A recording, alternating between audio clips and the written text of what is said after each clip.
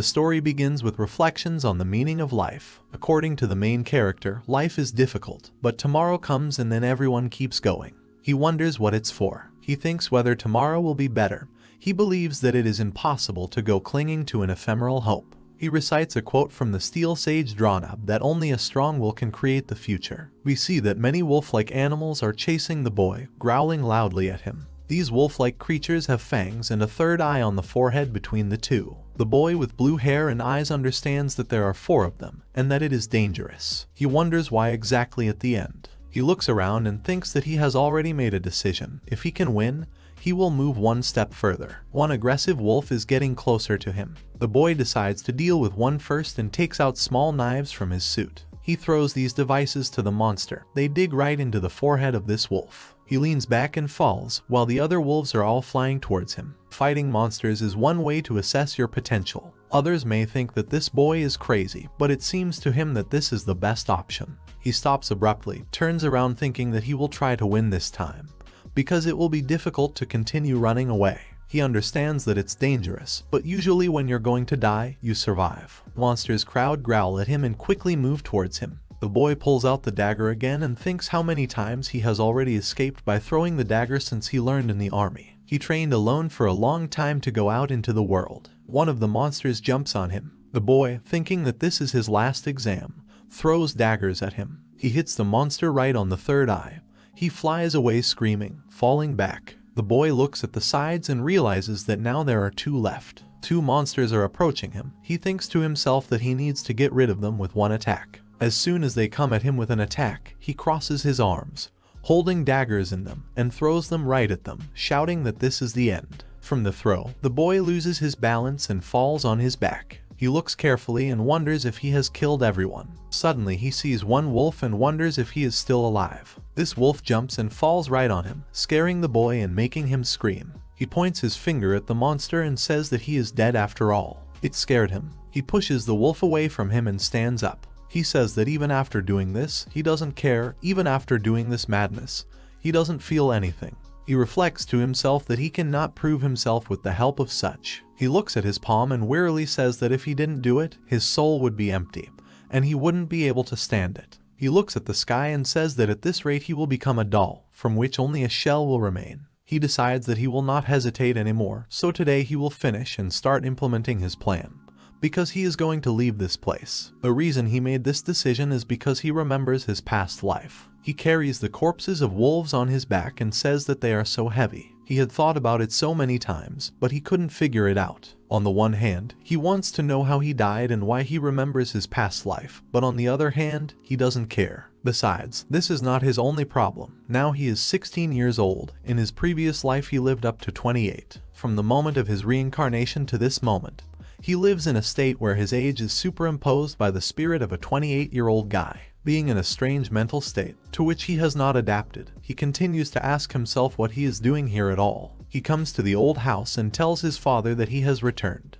His father calls him Dion and says he's late. His father smiles and says that he did a good job hunting today. He adds that he does not hunt animals for his age, but monsters, so he always needs to be careful. Dion tells him not to worry and that he will put the corpses of the monsters here. Dion thinks to himself that he answered him like that, but he does not feel like his father at all, and this is one of the superficial problems. His father invites him to come into the house because dinner should already be ready. He obediently enters. The table is set well. A lot of bread, smoked meats and cooked cereals. Mother tells Dion to come in faster. Then she tells the other kids to come down for dinner. Dion's father says how delicious it smells. Dion's father is called Mudon, and his mother is Rona. The eldest son is Dagon, and he also has brothers and sisters. They all come down. The elder asks if it really smells like meat today too. The girls diligently tell their mother that they are already coming, and that it smells so delicious. Father says that thanks to Dion, they can often eat meat. The mother agrees with him with a smile and says that this is true, and that everyone in the village says they are jealous. Dion sits down at the table and thinks to himself that all the problems will begin now. The children shout that today is also meat. The elder says that it is delicious. The father calms the children and tells them to sit down faster. Dion thinks to himself that the whole family is happy and living well now, but he is uncomfortable with all this.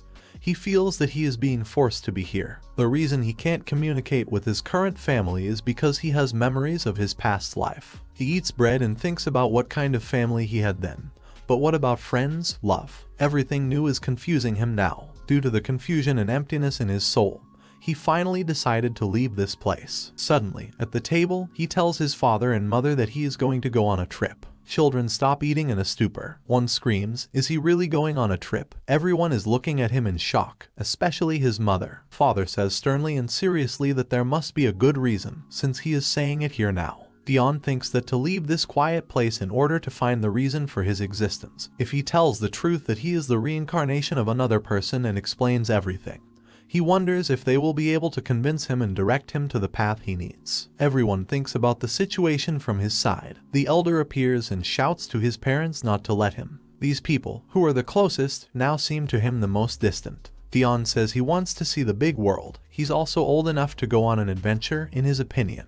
He thinks to himself that this is just a weak excuse. The older one asks if he ate something wrong. Another one says how self-confident he is. Does he really think, since he has some small talent, something will come out of him? The girls anxiously ask why he is so suddenly, what kind of adventures? Suddenly, the father slaps the table and orders everyone to be quiet. The boys already trembled and stammered, saying something to their father. Dion himself begins to tremble and think what kind of pressure from his father is, not to say that he is angry, but he was able to calm the whole family with one phrase. The father pronounces the name of Dion, who obeys him. My father says that he immediately realized that he was special, not like everyone else. He pours himself water, brings it to his mouth, and says that this has been the case since he started hunting monsters, although no one taught him this. He even started speaking and writing faster than his brothers and sisters. The wife begins to cry, covering her mouth with her palm, and calls her husband dear. The father says that the way of farming that he taught him surprised him so much that he did not immediately believe it, because Dion is not talkative, but anyone will immediately think that he is special. He drinks from a mug and says that then he realized that there was something he was hiding from them. Dion begins to panic and think that even if this is not all, but to some extent he guessed, he alone did not admit it, but parents, family. The father tells Dion whether the blood of a demon or the blood of an angel flows in him, it does not matter to them. Therefore, he does not need to worry and burden himself alone. Dion turns his head in sadness. Suddenly, the father puts his hand on Dion's shoulder and says that no matter what anyone says, they are family, and he is proud that Dion is his son. Dion thinks to himself that he is grateful, but still cannot tell the truth. He must find the reason for his existence. He decides that in any case, he will leave. Dion tells him that he understands what he is talking about, but he needs to go out into the big world, because he needs to find something in himself. The father asks him this is his choice. He wipes his tears and says that it is, and that he has been thinking about it for a long time and made this decision. He himself does not understand where his tears come from. The father then says that this is good, and that then they will respect his choice. He asks him if he already has a plan. He replies that there is, and that he will leave the village and follow the merchants. His father pats him on the head and repeats his words that he will follow the merchants. Dion's father then asks if this means that he is going to leave tomorrow. He replies that it is so. The girls scream in panic, not expecting it. Dion's father walks away and calmly tells him that he allows him. He is even a little surprised. Dion's father says that if a man has decided, then it is not worth convincing him. The mother begins to get angry and arise. Is it possible so suddenly? He replies that he allows him to go, because sooner or later this day would have come. She screams that it's wrong anyway, and that she won't let him go. The husband simply ignores and leaves, and the mother continues to shout at him in anger. Dion leaves the house after a while and thinks that leaving without saying goodbye is a little wrong.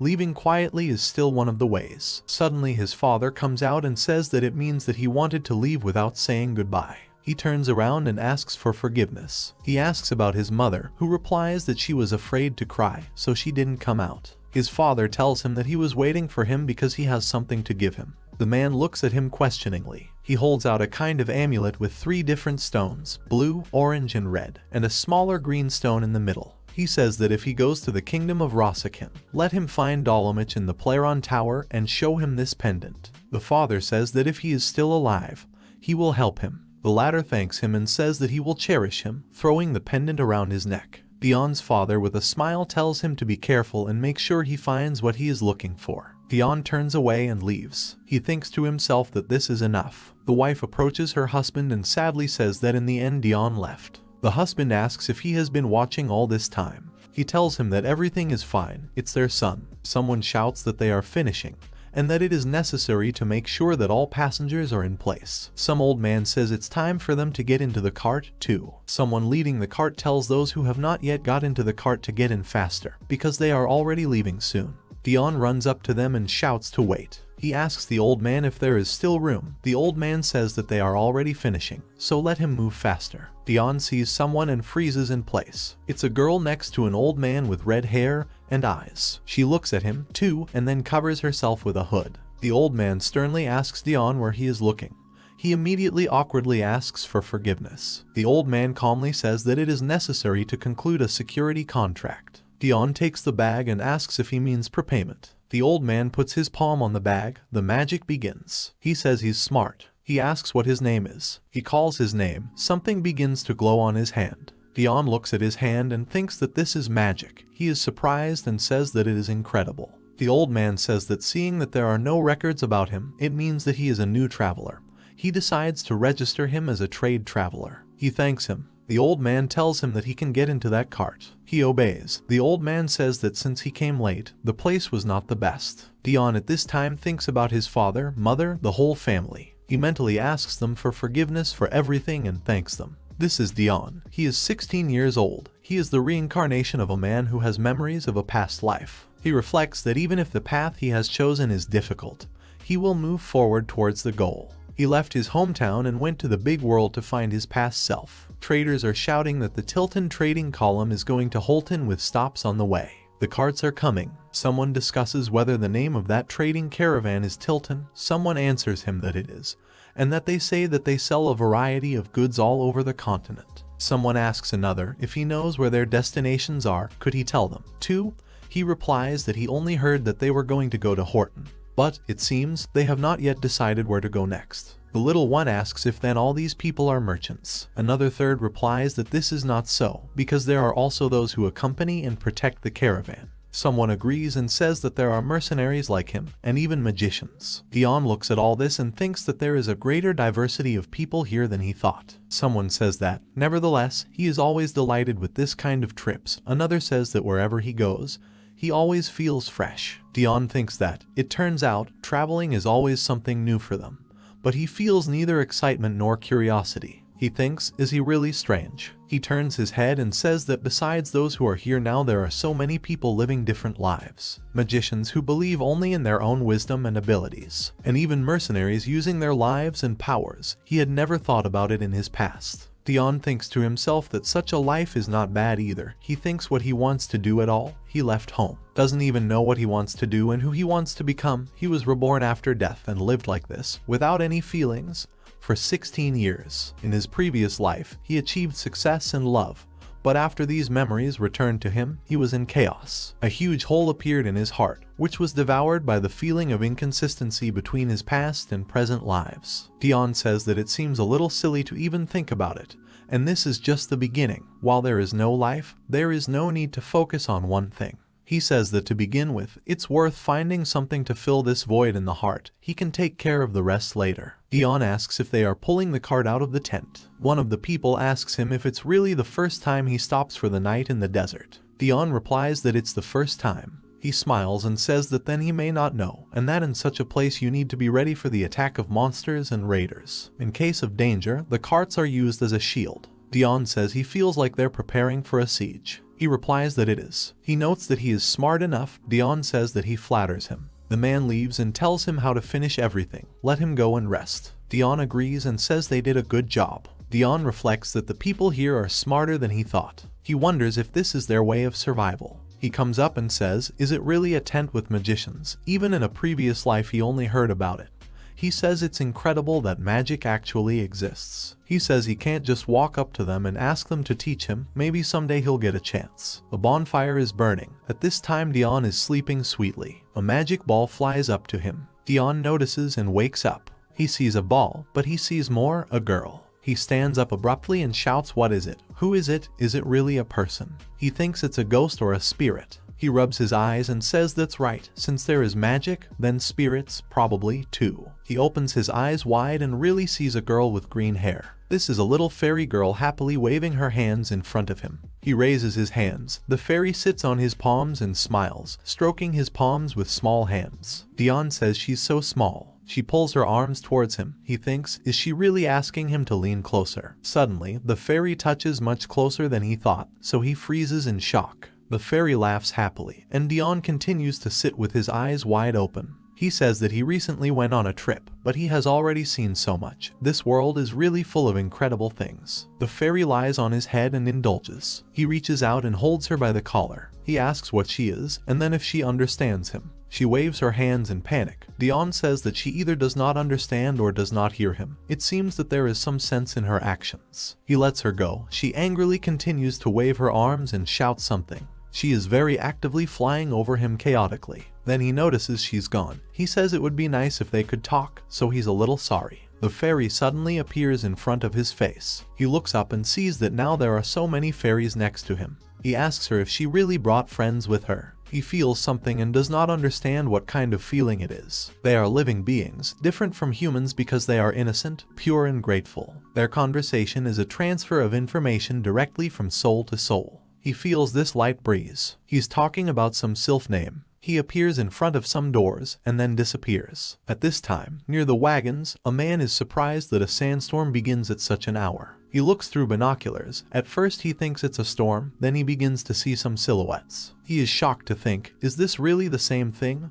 Well, not on the first day. He abruptly starts giving everyone signals and shouts to get up to everyone. People in a panic understand what kind of sound it is. They shout that a monster attack is coming. One tells everyone to prepare for defense faster, bring magicians and mercenaries. They tell merchants to protect their luggage, and travelers to be careful. Suddenly Dion wakes up covered in sweat. Dion wonders what just happened. He does not understand whether it was a dream or reality. It is obvious that he saw fairies and heard their names. She said her name was Sylph. He thinks it was really a spirit he had heard about earlier. Suddenly, he hears shouts, orders to travelers to retreat back, and archers to climb onto the wagons. Guys come in and say that now is not the time for monster activity. Dion goes out. They ask him where he is. He replies that he wants to see what's going on. He is told that it is very dangerous outside, because he is still a beginner, so he should just hide. Dion tells them that everything is fine. Dion sees people ready to fight and thinks that as soon as he gets out, he feels that the tension in the air is suspended, so he has to see everything for himself. He sees magicians. The old man says that they need to change their location,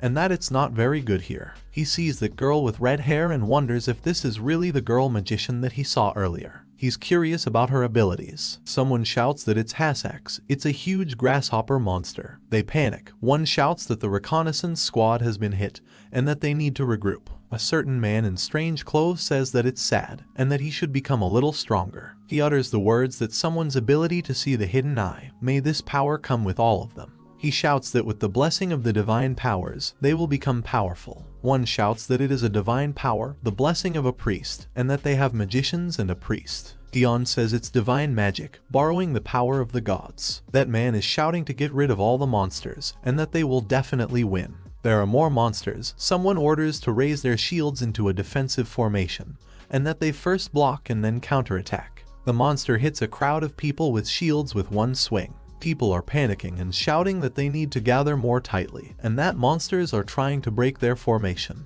Monsters are getting closer. People say that there are too many of them, and that it is dangerous. They don't understand how to stop them. People start attacking and shouting that they can't break through. Someone shouts to the archers to shoot faster. Someone asks for help and save them. Dion sees it all and thinks, is this really the part of the world that he did not know? Even without looking at what is happening, he feels everything around him. The magicians shout to help them. The old man asks if everything is all right. The guy says that he was waiting for him. The old man asks how the situation is now. The guy says that he came just in time. Is it possible to get rid of them somehow at once? The old man says it's great, and that then they'll deal with them quickly. The man holds a stick and tells the fire to burn according to his will. The old man pronounces spells and tells the wind to blow. because the mana servant Windristingkado orders. He turns to the girl with red hair and tells her to complete the spells. She says that she orders here to inflate the collected force and give it more power. It uses an increase in power. A big fire is formed. They direct this flame of destruction to the monsters. People rejoice and shout that, as expected, the magicians are the best, so they can win. Dion thinks, is this really magic? It's even possible to do something so impressive. He does not understand what this feeling is, what he feels in his empty chest. Someone suddenly asks for help.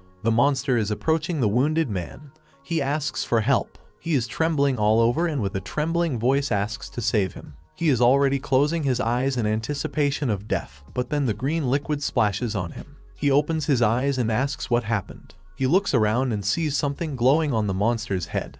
He turns around, trying to find out who it is. Dion tells him that the attack is still not over, so he has to hide. The guy thanks him and says that he will never forget his mercy. Dion reflects that even though the magicians won the battle, it is still dangerous here. He thanks him again for saving him. Dion tells him to leave quickly and hide somewhere. They are still attacking. Dion reflects that this is strange, because the dagger he threw was able to pierce the hard upper part of Hasek's. How did this happen? He thinks, did he really have such power? And that he can use the aura. Then he decides that, rather than thinking about it now, he'd rather do what he can. Here he will test his abilities. First he will try to deal with the Hasek's who remained inside at the outskirts. He attacks monsters with his power. He thinks, looking at his hands, that he has caught his pace, but this is some kind of nonsense for him. What is this wind that wraps around his arms? Other people tell him that he is doing well, and that it is incredible because he was able to pierce the top of Hasek's with a dagger. Dion tells them that he still lacks a lot. They say that he is a modest man. One asks him then to take care of their rear. Dion doesn't understand what's going on. He doesn't understand anything at all. With the support of the magicians and the efforts of the mercenaries, the few remaining Hasek's were destroyed. The battle, which lasted all night, ended at dawn. Someone puts coins in a bag. He discontentedly asks the head to listen to him. He shouts that his share is too small. The head tells them to leave this conversation and asks who they lost. He starts listing names. He says that Sond is dead. He does not believe him. The employee replies that he was the very first to die. Dion on the side reflects that this is his first experience, but the consequences of the attack are huge. They bury their dead comrades who were with them and take away their equipment or weapons. On the other hand, there are those who sincerely mourn for their comrades. Most likely, for all of them this is already commonplace. He has tried the life of a mercenary for the first time, but he does not hesitate at all, so he does not understand what is wrong with him. Then he thinks that it's not the first time. He's always like this. A magician girl approaches him. He thinks to himself that she scared him, then looks closely, and involuntarily reflects that, looking at her again, she is so beautiful, like some kind of celebrity. He remembers that she was definitely there with other magicians. She asks his name. He answers and says that she is a magician. She tells him to follow her. He does not understand where. They enter the magician's tent. The girl tells the old man that she brought him. The old man asks him that he has seen them before. Dion replies that he saw when they were leaving. He entrusted him with security. The old man says he called him because of the Hasek's he killed yesterday. He asks if there is any problem. He replies that nothing is like that. He called him to carefully count everything. He heard that he killed as many as 14 pieces. He holds out the pouch and says he should be told to give him 5 gold as his share, and that's a bit of a low price. He asks Dion if this will work. Dion reflects that he knew that money is given for killing monsters, but as much as 5 gold is money on which his family could live for 3 months. The old man apologizes and says that it's because the mercenaries are so greedy. Dion thanks him for his concern. The old man says he's not picky. The old man asks if it is true that he is traveling for the first time. He replies that it is, and that he wanted to see the world. People in the background discuss it, saying that to die in a foreign land is the very thing at a young age. The old man tells him that he will either become a fool, or die in a foreign land, or become an incredible hero, as it seems to him. If this is fate, then, according to him, they will meet again. Dion comes out of the tent and wonders if he did a good job. He says everything is vague. The sky here is no different from the sky in his past life. He believes that this is enough. Someone is shouting that there is very little left to the village, so they should hold on and continue on their way. Dion reflects that the journey continues, and people are dying, definitely. The number of mercenaries has decreased compared to the original. But this is not so important now. After that, several more attacks happened. We fought with bandits. There was even a group of goblins. It is ironic that on this journey everyone was on the verge of death. Thanks to his participation in several battles, he became close to the mercenaries. But when he began to stand out, they began to take a prize. But you can't like everyone. Listening to various stories, he learned the value of money. Money is just as important as in his previous life. It's funny for him now to think that when his life literally depended on his salary. Mercenaries say that the equipment is quite expensive, especially potions. It's even hard to imagine. Then in order to earn money, maybe he should become a magician or a priest. There's something burning at his collar again. He thinks they didn't show up again after that day. It was a strange experience. He has not seen that fairy anymore. He remembers her name Sylph. Dion thinks it looks like he's been involved with spirits ever since. Why did this happen? But even if he asks, he will not hear the answer in his opinion. Anyway, he thinks he will be able to see more spirits in the future. His intuition tells him. He wonders if there is a way to find out something about them, because there are just magicians and a priest here. He remembers the girl and thinks that he still doesn't know the name of that sorceress, but maybe she can help. But it seems that it's harder to talk to her than he thought. He decides that first he will have to look for her as soon as they arrive in the village. He says goodbye to the fairy. He walks around the village and says it will be harder to find than he thought. They have only a few days left before arriving in Horton. If he goes straight to the tent, he may be misunderstood. He could find out in Horton. But if this goes on, he will have to give up. He looks at the coins and thinks, why is the equipment so expensive? There are only 5 gold left, which he received then. He says that now he understands why mercenaries earn money so hard. Because everything is very expensive and it's no joke. The money for spending years of living has simply disappeared. He sees that magician girl and asks her to wait while she buys bread. She turns to him and he greets her. She asks what he wanted. Dion wonders why she answers so briefly. He says if she doesn't mind if he can talk to her, he would like to ask her something. She orders him to speak already. He thinks, is it really always so brief? He decides that with such people it is better to get straight to the point. He says she is a magician, so he decided to ask her if she knows anything about spirits. She unexpectedly reports the coordinates. He thinks that he has heard that the most important people of the caravan are staying there. Does she really want him to come to room 502 in Magarden? He thanks her and asks if he can find out her name. Then he gives his name. She replies that her name is Rinnen. Then she abruptly turns away and leaves. Dion thinks to himself that there are strange people in this world just like him. At that point, a man asks Dion if he really wants to know about spirits and magic. He says that magic is not something so simple. He says that maybe Dion has heard these words, that the magician is the one who is preparing. He thinks these are good words because you need to be ready for anything. One of these things is called a magic combination. The number of spells that can be combined is a measure of the magician's strength. Dion thinks, is he really talking about what he saw in the attack earlier? He goes on to say that those who are able to combine 3 magics are called archmages. What he saw that day was nothing but an example. Dion thinks he understood the system. He says that he heard how Dion met with Rinnen. He replies that he has met. The man says that she is an archmage. He must have been scared, but he calmly talked to her. He says that he is as brave as his dagger skills are strong. Usually everyone avoids Rinnen. Dion doesn't understand what he's talking about. How scary she is. He says that, in any case, he said he wanted to know about spirits. Why about them? At this time, the number of soul mages has decreased, and it seems strange to everyone. Dion says he has heard a lot about spirits in the village. He is also interested in magic. He says that it's always like this in villages, and that this is not the answer he was waiting for. He notes that Dion has a good command of the language. He awkwardly says that he does not understand what he is talking about. He awkwardly says that he did not lay any sense, because each of them has its own reasons. In general, it is not important to him. He starts talking about spirits. He first asks Dion if he knows about the god of spirits. Dion says that the god of spirits created them to organize and maintain the world. In other words, the world could not exist without spirits. Those who are friends with them are spirit magicians, and the spiritual and divine powers are different, so they do not resonate. This means that once an attribute is defined, it is impossible to use other abilities. However, if you try to resonate them, according to Magarden, it will break. Dion lies down on the bed and thinks, what kind of system is this? Mana is the source of everything. It must be in order to transform it into magical power or spirit power. He sees fairies and thinks that. Besides, he said that spirit magicians are very valuable. He is debating whether to make friends with them, but he has already passed this stage. Depending on the spirit with which he got along, you become the appropriate magician.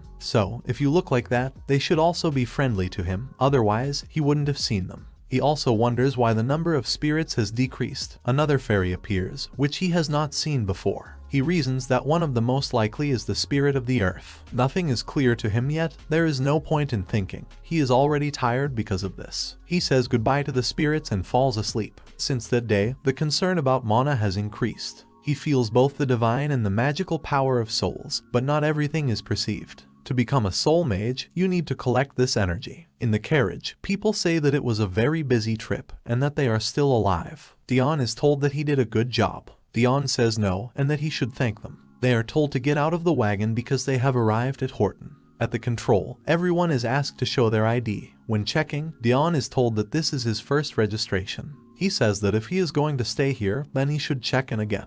They open the gates. People say that it's time to say goodbye, and that everyone will unload their own things. Dion thinks he will need to make a plan. He has also received recommendations from local merchants. They ask him if he will go first. He answers that yes, because he has no luggage. He thanks them for everything. He sees magicians discussing the garden. He stares at Renan, who also turns to him. He silently turns away and leaves. They show an animal called a torox, a bird that looks like a mixture of duck and chicken. From his past life, he knows that it is more popular than chicken, and is also edible. In a rented house, he is just growing torox for food. But there is a big problem with this guy. Perhaps this is part of his resemblance to a chicken. But all these torox scream in the morning. Dion presses a pillow to his face and says that this madness happens every morning. He says it's too difficult to raise a bird that screams at the same time every day, no matter how much he thinks. The most terrible sound. He didn't know about it until now, but there is a clock in this world too. There is a god of time, and there is a religious society that worships him. He remembers the name Fenton. There is one thing he has learned, that in this world a day lasts 26 hours. He says it's been more than a month since he came to Horton, and now a new day has come. After signing a contract for the house, he started working at a bakery in downtown Horton. He stretches and says that the days are getting colder, so we need to prepare everything faster. It's been about 3 weeks since he started working and is quite happy with it. He greets the fairy at the well, then with all the other spirits. As expected, he can now see more spirits, and now he can see all spirits within a 20-meter radius. He decides that it's time to boil water. He will need to get more firewood. He will need to immediately check what else he needs besides firewood. He sees other fairies and apologizes for the delay. Are they really trying to light a fire? They try. Dion says that, fortunately, the fire is still smoldering, and that then you just need to report the firewood, so let them wait. He adds firewood and tells the fairies that a big fire can now be lit. They cause a big fire. Dion asks if they overdid it too much. He turns around and says that he needs to finish quickly and go to work. He needs to make another small fire in the kitchen. He prepares a part and asks the spirits to take care of the rest. They can't talk to spirits, but at some point it became a matter of course to live with them. Horton is divided into 8 districts. Among them, Baker's Bakery is located in Dongmun District. 3 weeks ago he was hired as a beginner. He greets the boss, who says that today he wants to ask him to check the stocks first. The cook thinks that the boy with blue hair and a mysterious feeling. He was hired quite recently, but his strange appearance makes you think that he is some kind of aristocrat. When he first came and said he was a wanderer, he didn't want to hire him. He even brought a letter of recommendation with him. But who needs a wanderer? The daughter, who appeared just in time, saw the situation, Dion's face, and strongly recommended him and said that he should definitely hire him. He's a little unhappy that his daughter liked him. But looking back, he realizes that hiring Dion was the right decision. He is sincere and has a very unique way of thinking. Contrary to expectations, the recipes that Dion created turned out to be amazing. Bread called saburo, which is made with sugar. Mocha bread made from black soybeans, such as he had never seen. Bread with nuts such as chestnuts and pine nuts. These were loaves that he had never seen before and had not even thought about such a thing. Thanks to Dion, the bakery's sales increased by 30%. He asks Dion if he has finished the inventory. He replies that he has finished and tells the report. He says that there is enough of everything, and that there will be firewood soon. He reminds me that tomorrow is a day off, so today he can finish early and go to rest. He asks him to come back next week with renewed vigor. The latter thanks him and says that he will have a good weekend. He leaves and says that he has been so busy all this time. Finally, he can do what he has planned. He was told that this is a large building that can be seen from afar, so it must be here somewhere. He didn't even know that it was right in front of his eyes. Now he just had to go in. Dion walks in and assumes it's a bookstore. An employee notices him and they say hello. He is asked if he is looking for something. He replies that he is looking for books about spirits and magicians of spirits. He asks if he is looking for something like legends or if he needs educational materials on how to become a spirit magician. Dion thinks to himself how straightforward he is. He asks to show him all the books related to this. He will choose after he looks. The latter asks him to follow him and tells him that all books are precious, but books related to magic are especially valuable. He asks to pay attention to second-hand books. Moreover, since the magician of spirits is a rare profession, even in the capital it is difficult to find books on the topic. He managed to collect quite a lot of books. Dion gets a little distracted and thinks that everything is better organized here than he thought. The employee says that these are all books about spirits in their bookstore. He asks permission to look through them. He allows and wishes him to read comfortably. He takes up the first book. It's about legends about spirits, but he doesn't need that now, but a theory. He sees a book with the inscription that this is an introduction to the magic of spirits. He flips through and thinks that this is a book written by hand, and the right size to carry around. Understanding Spirits, an introduction to the magic of spirits. Fortunately, the book is not damaged and all the pages are in place. He chose this book with the idea that it would be a good starting point. The librarian asks if he has chosen a book. He says he will take this one. Dion asks how much it costs, replies that, as he said earlier, all these books are used, there are few of them on sale, and it is quite difficult to manage and store books, so it is expensive. Dion understands his words to himself. He feels that he will become a regular customer here. He says that he will give him this book for 40 gold. At home, the Toroks continue to make noise. He's reading a book. Spirits are beings born to control the basic elements that make up the world. Their concept is similar to angels. They are completely different from ordinary living beings. Their number is also difficult to determine. They belong to the spirit god, and spirit magic and spirit magicians were created to subdue these spirits to humans and use their power. The introduction and subsequent contents of this book contain the necessary information, such as elements of spirit magic and various rituals. Dion says that this book is better than he thought, despite the fact that it is only a theory. However, is it greed? If he wants to learn more how it is written here, in order to increase the power of spiritual magic, in the end, you need to collect mana. He goes out to the well and meets the fairy, greets. He understands that he still cannot hear them, but it seems that greetings with spirits have become a daily routine. If the contract ceremony is held, as described in the book, they will be able to communicate freely. He exhales, looks at the fairy, stretches out his palm and says the words about the contract signing ceremony. These are the words of an oath from ancient times. He says his real name is Dion. She has heard his name. He wants to hear her name now. The fairy happily takes his fingers. Dion starts laughing happily until he turns red. He calms down and says that the fact that he can see spirits does not mean that he is special, even if he has reincarnated. And what did he expect at all? He probably thought that he would become some kind of great, as if he got into a novel. As soon as he turned around and started to leave, everything began to change. It was as if he had entered another dimension. He wonders what's going on. He has a strange feeling similar to what it was then, but it's a completely different feeling than when he met Sylph. He begins to see something again. He realizes that these are not just some videos, but the memories of someone else. Suddenly the fire lights up. Dion suffers from it and thinks, is this really a punishment for committing an incorrect ritual?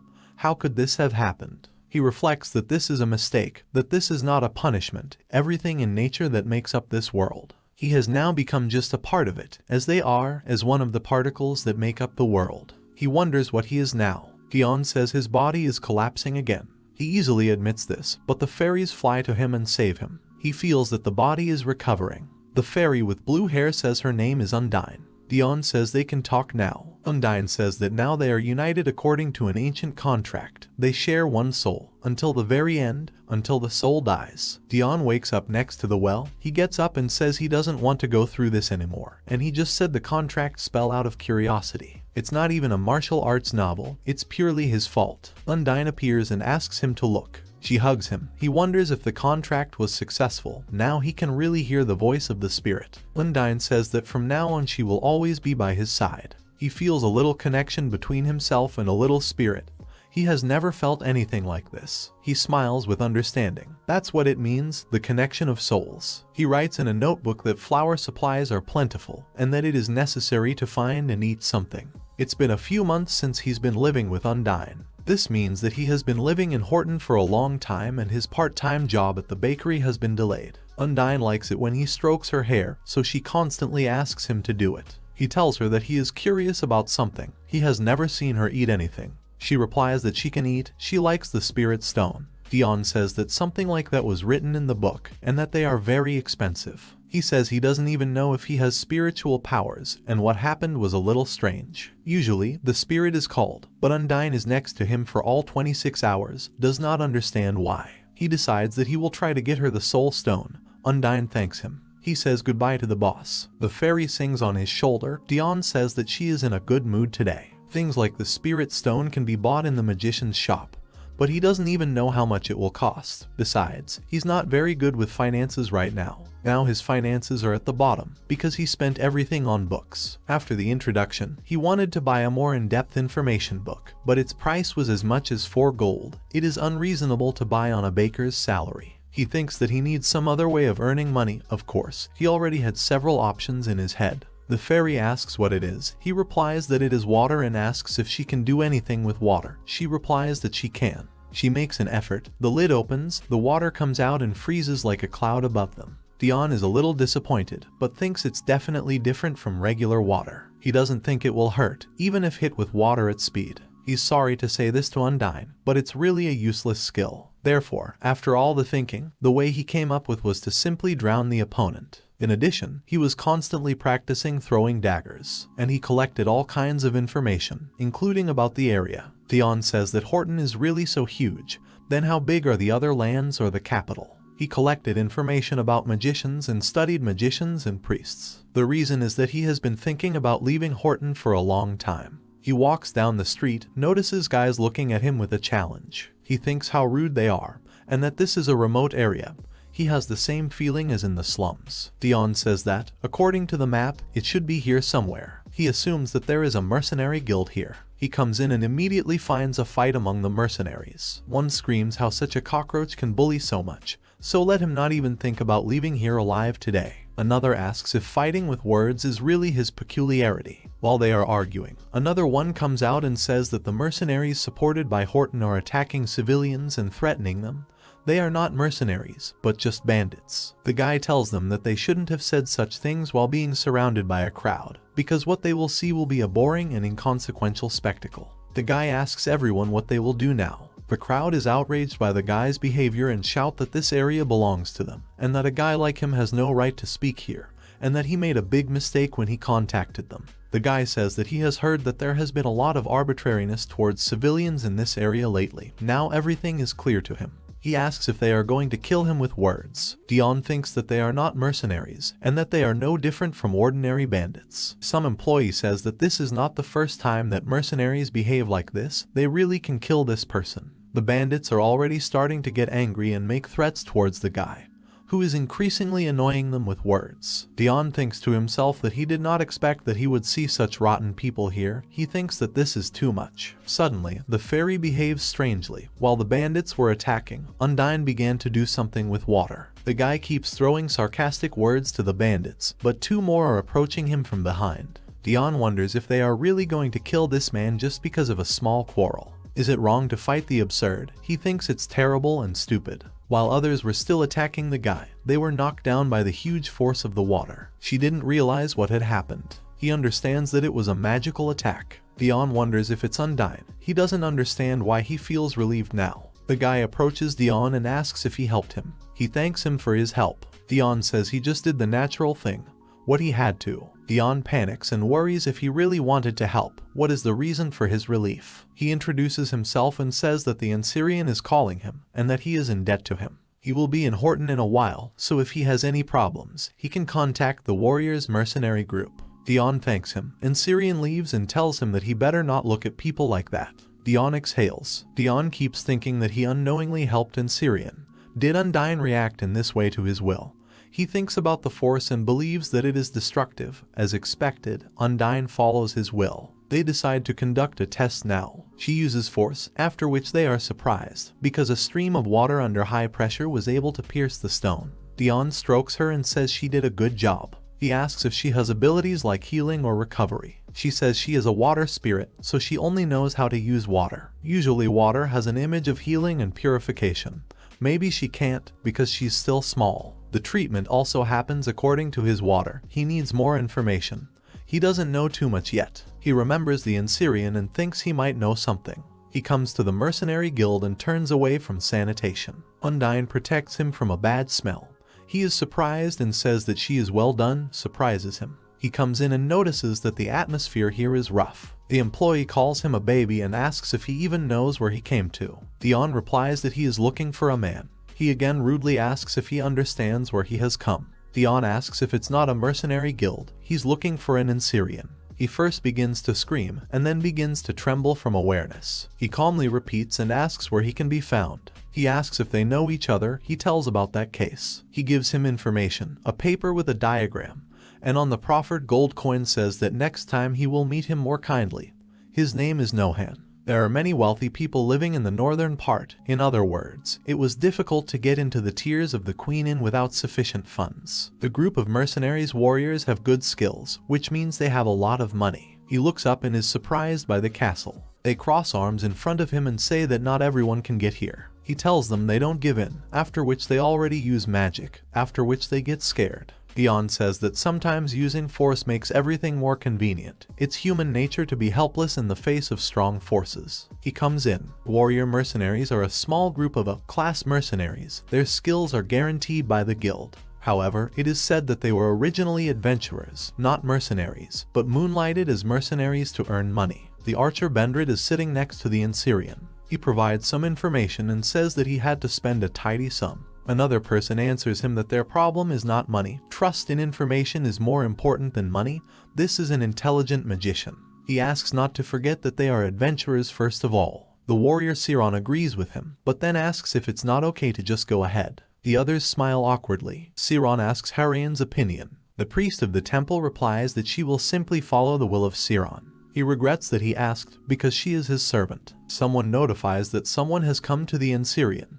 He asks to bring him here, suspecting that it is a spirit magician. Siron says he will finally see the face of the man who smugly intervened and helped him. Everyone is looking forward to it. Dion comes in, everyone freezes, mouths open. Dion greets them and tells them the reason for his arrival here today. Ensyrian says it's nice to see him again. He asks how to address him. He gives his name. The Ensyrian asks what kind of help he needs. He immediately asks what he knows about spirit magicians.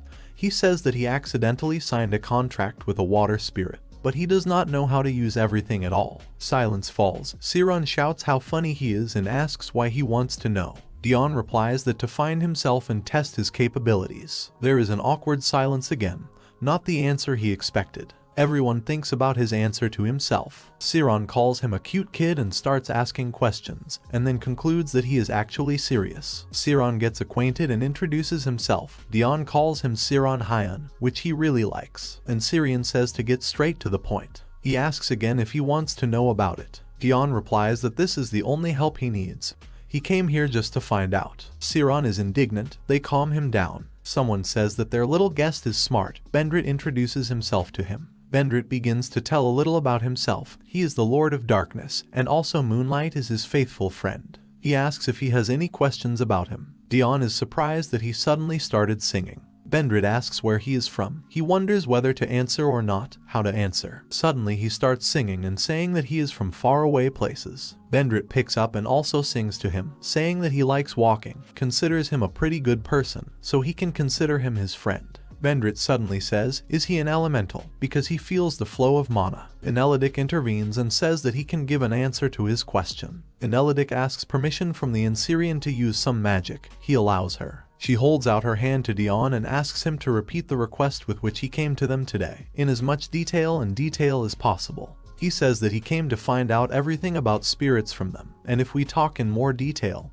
he would like to know how to use his elemental magic. Enelidic thinks that Dion is a beginner, but despite this she feels the energy of the spirit. Although she cannot see him, she assumes that it is because of this spirit that he decided to find out more about them. Suddenly, a spell begins to be pronounced. A dark energy appears between them. She pulls a book out of the hole. She hands him the book and tells him that it will fit him perfectly. He is confused and asks if he really gives it to him, because it is such a valuable book. She says that as the last legacy that remained after the information was erased in an unknown way, she keeps everything in herself, starting from the most basic skills of the spirit, ending with complex spells of spirits. Dion thanks her, and she replies that if he wasn't worthy of the book, she wouldn't let him take it in his hands. Siron says not to forget about him, because they are friends now. He decides everything. Dion says he will help him too. Dion says out loud that the water spirit has 3 abilities: attack, purification, and healing. Healing, unlike cleansing, helps to heal wounds. You can use this ability with the help of healing water. Healing water is created by the spirit personally with the help of his power,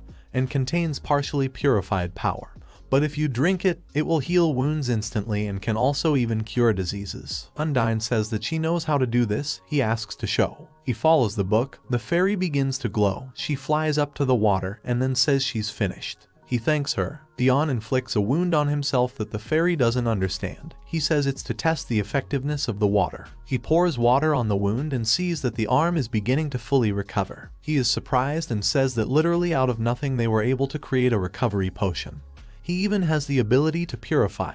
Was not everything written in the book? He reads the book further and says that spirits are incredible creatures. He says there's something he can't find. Could it be that he acquired this ability as a result of reincarnation?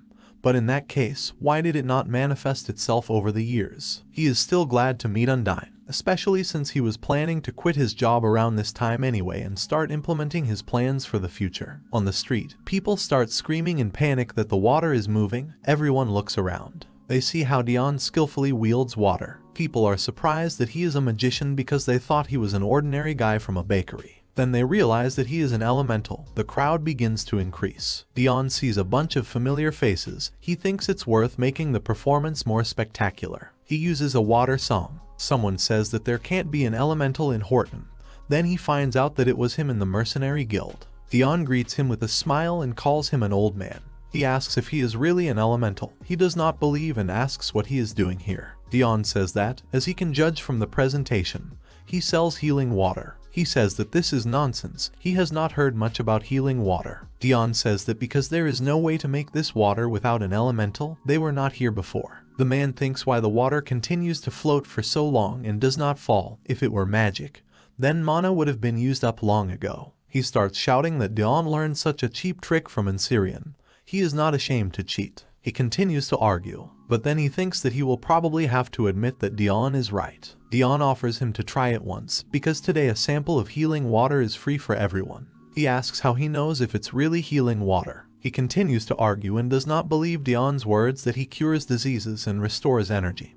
He will try it personally and expose his lies. People are also skeptical, because even priests cannot treat diseases. The waters envelop the man's body, then gathers in a mug. Dion offers him a taste. The man thinks that this is some kind of trick and does not understand why he has so much confidence. He still hesitantly stretches out his hand to the mug, and then takes it and drinks it. Dion asks how he feels. He thinks to himself, because it's just cool fresh water, so it's impossible that it was life-giving water. He wanted to announce to everyone that it was a hoax, but then he begins to feel that his body is filled with energy. The crowd is shocked to think, is there really an effect? The man's body glows with a blue light. The man says that he feels comfort spreading through his body. All toxins disappear from his body, which is pleasant to him. Another one approaches Dion and asks if he can buy 1 glass of life-giving water and how much it costs. He voices the price, but since today is the first day, for free. Everyone starts shouting that 20 coopers is too cheap. Dion thought about leaving Halton, but contrary to the plan, at some point the season changed, and sales of life-giving water steadily grew. People said that someone had a headache after drinking water, and another had chronic fatigue, and all thanks to Dion. He thanks them for turning to him. They tell him not to overwork, because he doesn't even rest. Dion says that he was just going to rest tomorrow and thanks for the care. In the background, the two talk about the fact that the rumors were true, because even soldiers often use it. One says that Dion does not look like a low-level elemental. He agrees and says, isn't it absurd to sell life-giving water without rest for several months at all? According to the information, it would be impossible to use the power of the spirit for so long without rest. It is impossible to withstand it. Then they assume that he has a higher level. It's hard for them to believe, given his age. They decide to inform the Lord first. Dion says they worked hard today. The fairy agrees. He says that the cost of treatment in the temple here is so high that ordinary people cannot afford it. The difference in price with the life-giving water in the tens of thousands. He was a little worried, but the temple did not interfere with him. He looks at the bag and says that thanks to this he will be able to earn on the life-giving water, and with this money buy perfume stones for Undyne. The fairy rejoices. After he read the book that Telly gave him, he thought about himself again. According to the book, communication is possible only with the spirit with whom the contract is concluded. But he can talk not only with Undyne, but also with other spirits, which Undyne does not like. She is jealous and says that Dion is her man by contract, and they have to leave. Dion calms her down and says that she is right, but there is no need to swear with friends. She asks the other fairies for forgiveness. This is the first time. It is true that he and Undyne are not in a master-servant relationship, and he does not consider her an instrument, but usually spirits are not so sensitive. Undyne's behavior is different from what is written in the book. He wonders if it's jealousy, whether he should cheer up Undyne, move the schedule a little and go tomorrow to buy spirit stones. The next day, he tells Undyne that they need to go to a place today. She's interested, but Dion keeps it a secret. Suddenly people call it holy water. The girl says that she's been calling him that for a while, and that Mr. Elemental is doing good things, so everyone started calling him that. The girl says that since they met, she wanted to give him something. She asks if he remembers how he cured their child the other day. She holds out a small box and says that the cake she baked. She asks to take it in return for treatment. He takes the pie, they say goodbye, Dion thanks her. He ponders over it and wonders if such a great name suits him. Dion says that he was told that this is the shop of the magician Zoid. According to rumors, he is a great magician in Holton, that he can even make magic combinations himself. He tells the fairy that he saw such a thing once, then 3 people connected magic. He says that in fact, then he saw magic for the first time. But he was very impressed by the use of such a combination of magic. Dion comes to the building and says that they have come. He comes in and says that there is a completely different atmosphere here, not what he imagined. There are a lot of magical materials and tools. It reminds him of a department store. He greets the employee, and he recognizes him and says that celebrities all come here. He just wanted to get to know him. He calls his name Satan, who was looking for Zoid. Satan says that the masters are not in Horton right now because he has a business in the capital. He asks what he wants here. He replies that he has come to buy spirit stones. He says that he knew and prepared for his visit. Dion rejoices. Satan asks to wait and starts looking. He can't even remember how many years ago a spirit magician came here, and this is not a particularly popular thing. He says they are expensive, puts the trunk down and opens it. There really are stones of different colors. Undyne sees a blue stone and rejoices. Dion notices the others and asks what these black and white stones are. He sees them for the first time, so he is curious. He replies that these are the stones of the spirits of darkness and light. He asks to pretend that he has not seen them, because they do not have a certain value, and the master said that even if a buyer appears, it is still not to sell them. Dion says he wants to buy a water spirit stone and asks for the cost. He replies that 100 gold. Dion sadly says that, as he thought, it is expensive. The seller says that this is because they are difficult to get. Most of the spirit stones sold are either mined by spirit magicians or made by them themselves. According to the master, the number of spirit magicians has decreased significantly in recent years. As a result, spirit stones have become so precious. Dion reflects that it seems Undyne didn't know either. He buys a stone with the thought that once he has decided, he will not hesitate. He puts down a bag of coins, who is surprised that he carries them with him like this. Dion replies that it's a little uncomfortable, but the safest. Then the seller is looking for something and says that he wants to advise him something. He holds out the thing and says it's a pocket for gold. He does not understand. The seller explains that this is a magic bag. Up to 5,000 gold coins can be placed there and taken out at any time. However, other coins cannot be placed there. He says it's great. The seller tells him that if he buys now, the service will give him the magic of recognizing the owner and magical protection against theft. Dion reflects that this is a good method, and he is familiar with it. It's like an electronics mall. He would never have thought that he would be able to feel something similar to the feeling from his past life. It seems that people are the same everywhere. He asks the cost. He answers that 500. The seller thinks that he wants to get along with the spirit magician, but if he sells him for 50 gold, then the master will definitely get angry. He still says 50 gold. Dion says it's cheaper than he thought. As a result, Dion leaves and says that, as he planned, he bought Undyne a gift and the shopping was a success today. They return home. The fairies meet them and see that Undyne is unhappy. Dion calls her and says that from the very beginning he definitely wanted to get it to her, this water stone of spirits. He gives the stone to her and says that he could not give it to her right away in the store. Dion was interested to see the joyful Undyne and how her spiritual strength would grow. Undyne joyfully flies and says that Dion gave her a gift. The fairies are jealous of her. Undyne says she likes it very much. Dion says he's glad he met her. Undyne says that she feels Dion's soul and he really becomes happier with her. She absorbs the stone. Dion begins to feel something. He feels a familiar feeling, as at the time when the secrets and truths of the world were revealed to him. He understands that he has to save Undyne, but something pushes him away sharply. Undyne flies up with her eyes closed. All beings strive to become better thanks to their primordial instincts. The desire to perfect the imperfect self. Undyne's growth, provoked by the spirit stone, does the same. Dion feels that the strange phenomenon has disappeared. Undyne wakes up. Dion says he was worried that something had happened. She hugs and thanks him for being worried about her. She says that thanks to Dion, she has become a little taller. Dion is surprised and thinks that she seems to have become more coherent. He says that he also likes the current Undyne, so it's enough, even if he wants to continue growing. He thinks that it's not worth rushing. She says that she also likes Dion the way he is. He's selling life-giving water again. In the morning, people started their day with life-giving water. The popularity of life-giving water has grown to such an extent that he had to hire workers to help.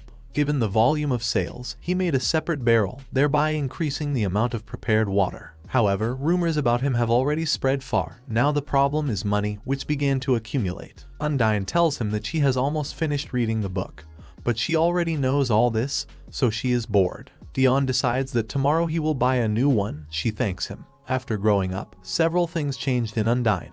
Her slurred speech was corrected. She learned to read, write, and memorize. Moreover, her memory has become so good that she does not forget even what she saw once.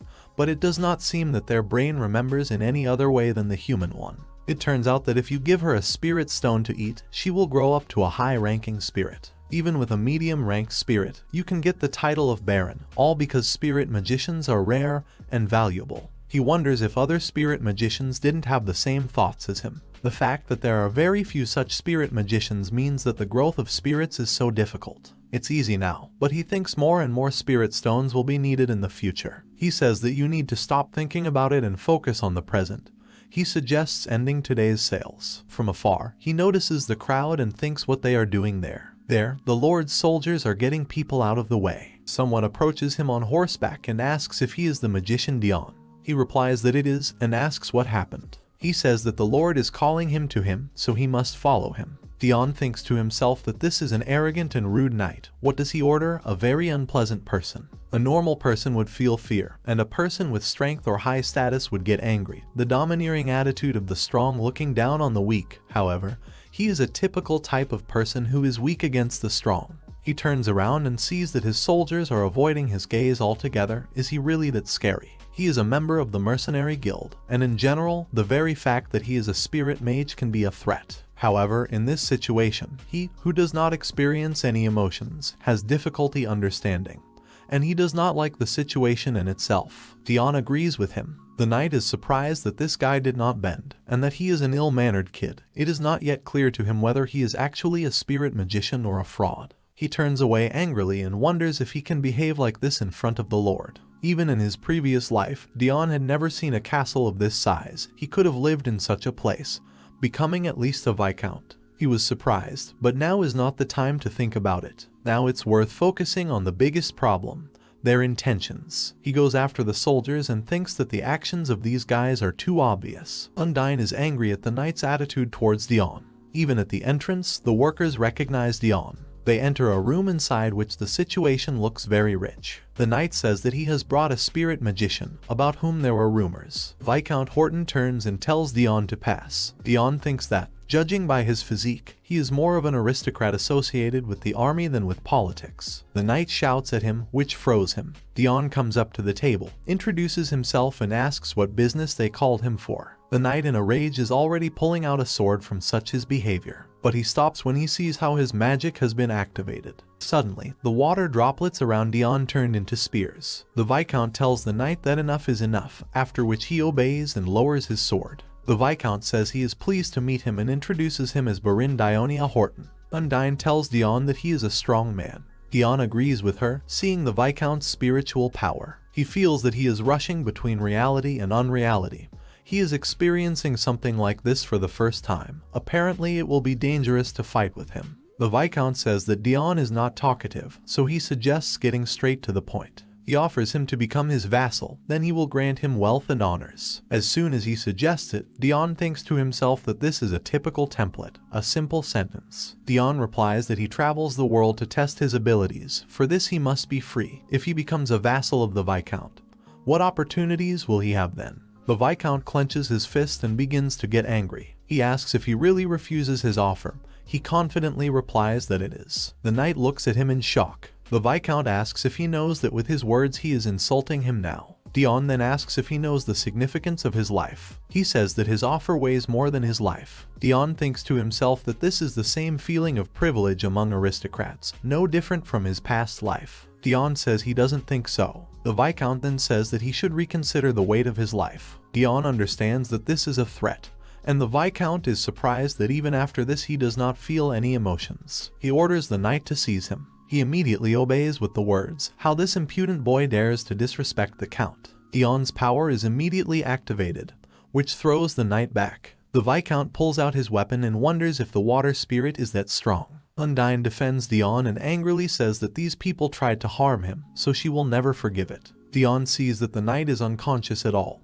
He did not even have time to react. Undine herself was able to successfully attack. The Viscount says that he insulted an aristocrat and even attacked a knight. He has a talent and uses it as he pleases. The sword is heading towards him. He recognizes it. The Viscount says he has good abilities, but if they don't belong to him, then they are useless, so he will die here. He attacks. Dione dodges. The Viscount says it's a pity that he has a good reaction, not to catch a spirit magician, or it was the power of the spirit. Undine shouts to Dion to dodge faster, because this man really can kill him. Dion thinks to himself that he saw the Viscount's movements. He wonders if it's because of assimilation with Undine. It's true that the Viscount is strong, but why does he have a feeling that he can defeat him? He is thinking about a way that will help him win and reverse this dangerous situation. Dion understands that soon the water barrier will be destroyed. He asks Undine to read his thoughts mentally. If everything goes according to plan, she will have a chance. Undine tells him that she has understood and that she will try what he is up to. The Viscount says that the water barrier seems to be already at its limit. Dion is going to do something at the moment when the water barrier collapses. As soon as the barrier collapsed, Undine launched a retaliatory attack. The Viscount flies away in shock, thinking, did he really lose to the spirit magician? He flies so far and with such power that he broke the table. Dione calmly approaches and says to herself that the reason for Viscount Horton's defeat is simple. Not because he is strong, and not because he is weak. The reason for the defeat is that he is an aristocrat. Tired of the pride and sense of privilege of the nobility, they do not see anyone as their equal. If he continues in the same spirit, he will lose again someday. Dion asks Undine if she can cure these two. She is surprised and obeys him. While Undine is treating the Viscount, Dion apologizes and says that he will not be able to become his vassal. Then they treat the proud knight who lost consciousness first. Suddenly, the Viscount calls Dion, calling him an elemental. Dion and the fairy turn to him. The Viscount starts to say something, but Dion says that he longs for freedom, so he does not want to obey anyone. He can't live on these lands with someone who doesn't understand it. He goes to the exit and says that he will leave. He hopes that they will not meet again. When he leaves the castle, he is stopped on the threshold by another knight with many soldiers. Dion was looking at a whole platoon of soldiers who were hostile towards him. The main knights came forward. One of them clenched his hand into a fist. He shouted loudly and angrily how he dared to harm the Viscount. He thinks he can safely leave here. Dion said that the Viscount tried to arrest and unfairly harm him. Dion asked them why they hadn't thought of that. The knight shouted furiously that he believed in his worthless strength and was rude to him here. Dion hid his eyes under his bangs. He asked the knights that, then, didn't they now believe in his power and force him, unless he broke in here and hurt them. The knights shook with anger. Dion raised his eyes and said that he had come here because they had called him, and he had simply refused the Viscount's offer. They attacked him for that reason alone. The knight clenched his teeth angrily and hissed that he now dares to disregard the authority of the Horton family. He absolutely despises the aristocracy. The guy thought that aristocrats and knights have their own way of thinking. The arrogance of the powerful, who are irrational and prone to emotions. Absolute value based on evidence and logic may simply not exist for them, because what is taken for granted here can be something completely different for another person. Theon summoned Udine, who unleashed her water power. The knight shouted to the soldiers that there was no time to stare. He ordered them to kill him. He was answered loudly that there was. Knights with swords pounced on Dion. They shouted, "What an insult to their lord." Udine called for more water to help Dion. The knight approached the guy's face. He shouted to him the end of the sentence that the spirit mage would lose his life for this. Theon looked into his eyes without a drop of fear. Udine hit the knight in the face with a strong jet of water. He was thrown away, and the knight screamed loudly. The following knights decided to strike together, but Udine did not give the opportunity to harm Dion. She also threw them away with great force. The knight tried to block the water with his sword. He angrily thought that to block a joint attack using Aurora, this guy is not a low-level elementalist. Dione brought down water spears on the soldiers. The knights screamed loudly in pain, and those who were not hurt stared in shock at the guy and their defeated comrades. The main knights fell to the ground and could no longer stand up from their wounds. The soldiers were speechless from shock and did not know what to do now. Theon was in the water dome that Udine made. The guy left the castle, but the soldiers no longer tried to stop him. Theon rode on a cart. He drove the horses himself. He looked at the road and thought that after that day he just packed up and left Horton. When he drove far away from the city, the circumstances of that day surfaced in his head again. The guy asked himself why Viscount Horton wanted to force him. He is stronger and richer than him, so it was just an act of arrogance. Theon chuckled. The guy scratched his cheek thoughtfully. Theon went on to argue that the Viscount didn't even think he would refuse. He should unconditionally agree and bow down just because of the status of an aristocrat. Theon asked himself that he didn't do it and his reaction became a problem. That's why he was attacked. If he had bowed, the Viscount would have tied his hands and feet. Anyway, it's already happened, so don't think about it anymore. Theon walked down the street and looked at Udine, who was happily singing. The guy thought that she was in a good mood today. Theon looked ahead in surprise. The guy told Udine that it looks like it's a jail fortress. The girl carefully looked at the building and then happily shouted that the castle was bigger than Horton. Theon told her that, of course, it was the Count's land, but they were not going to stay here for long. Udine looked at the guy in surprise and asked why. Theon replied to her that he did not want his freedom to be encroached upon, as last time. They will leave as soon as they finish their business. Theon and Udine entered the main gate. Theon and Udine on the sign in the form of a horn that hung on the building. The guy said in surprise that this is the Guild of Mercenaries. The little companion said it was different from Horton. They were looking at a huge and white building that looked very well maintained. Udine happily shouted that the building here is so good. Theon said that the building in Horton was so ordinary. Friends were surprised to inspect the inside of the building. Theon thought enthusiastically that the inside was also so clean, not at all comparable to Horton. They walked up to the wall with the ads. Theon carefully read the various sentences. The guy thought that there are many different orders, they are all so orderly. He thought there would be a lot of people here, but it's much quieter here. A little girl with glasses was standing behind the counter. She smiled broadly and said that welcome. This is the Guild of Mercenaries of Jail, how can she help him? Theon replied that he had come to get the identity of a mercenary. The girl asked with interest that he was going to use it only as an identity card or would work as a mercenary. Theon said that he was going to work as a mercenary. The girl adjusted her glasses and said that if he became a mercenary for the first time, he would be given D rank at the beginning. She took out the documents and said that he had to complete the task to get a mercenary certificate. The girl asked with interest how his skills were. Theon thought that there was a procedure here. He's still not sure of the answer. The guy still said out loud that he was a lower rank spirit mage. The girl widened her eyes in shock. She screamed loudly that she was asking for forgiveness. She did not know that he was a spirit magician. If he is a spirit mage, he is initially given a rank. However, he must complete the task for certification. The girl handed him a stack of papers and asked if he wanted to choose one of these. Theon replied that yes, let her show him everything. The guy read everything carefully. Theon handed the girl one of the sheets and said that he would take this one. She asked him in surprise that he was sure for sure. The guy decided to leave this assignment. Dione and Udine came to the forest. The guy sat down on a rock, and the spirit began to deal with dozens of goblins, which she did pretty well. Udine knocked out their teeth with water. The guy looked at the task and thought that they were required to get at least 10 goblin teeth as a sign that he was a hunter. Contrary to the fears of the guild worker, the quest itself turned out to be easy. Dion went on to argue that goblins posed no threat to him and were no more frightening than humans because they live according to their instincts. Dion looked at the goblins and wondered if he needed to kill them anyway because goblins hurt people. Should he protect people for whom he has no feelings just because he has the power? Dion asked himself, what if he suddenly faced such a choice? What would he choose? The guy hugged himself and couldn't decide what he was feeling right now. He decided it must be selfish to think so. Dion told Undyne that he thought that was enough. Let her heal them and let them go. The spirit replied that it was fine.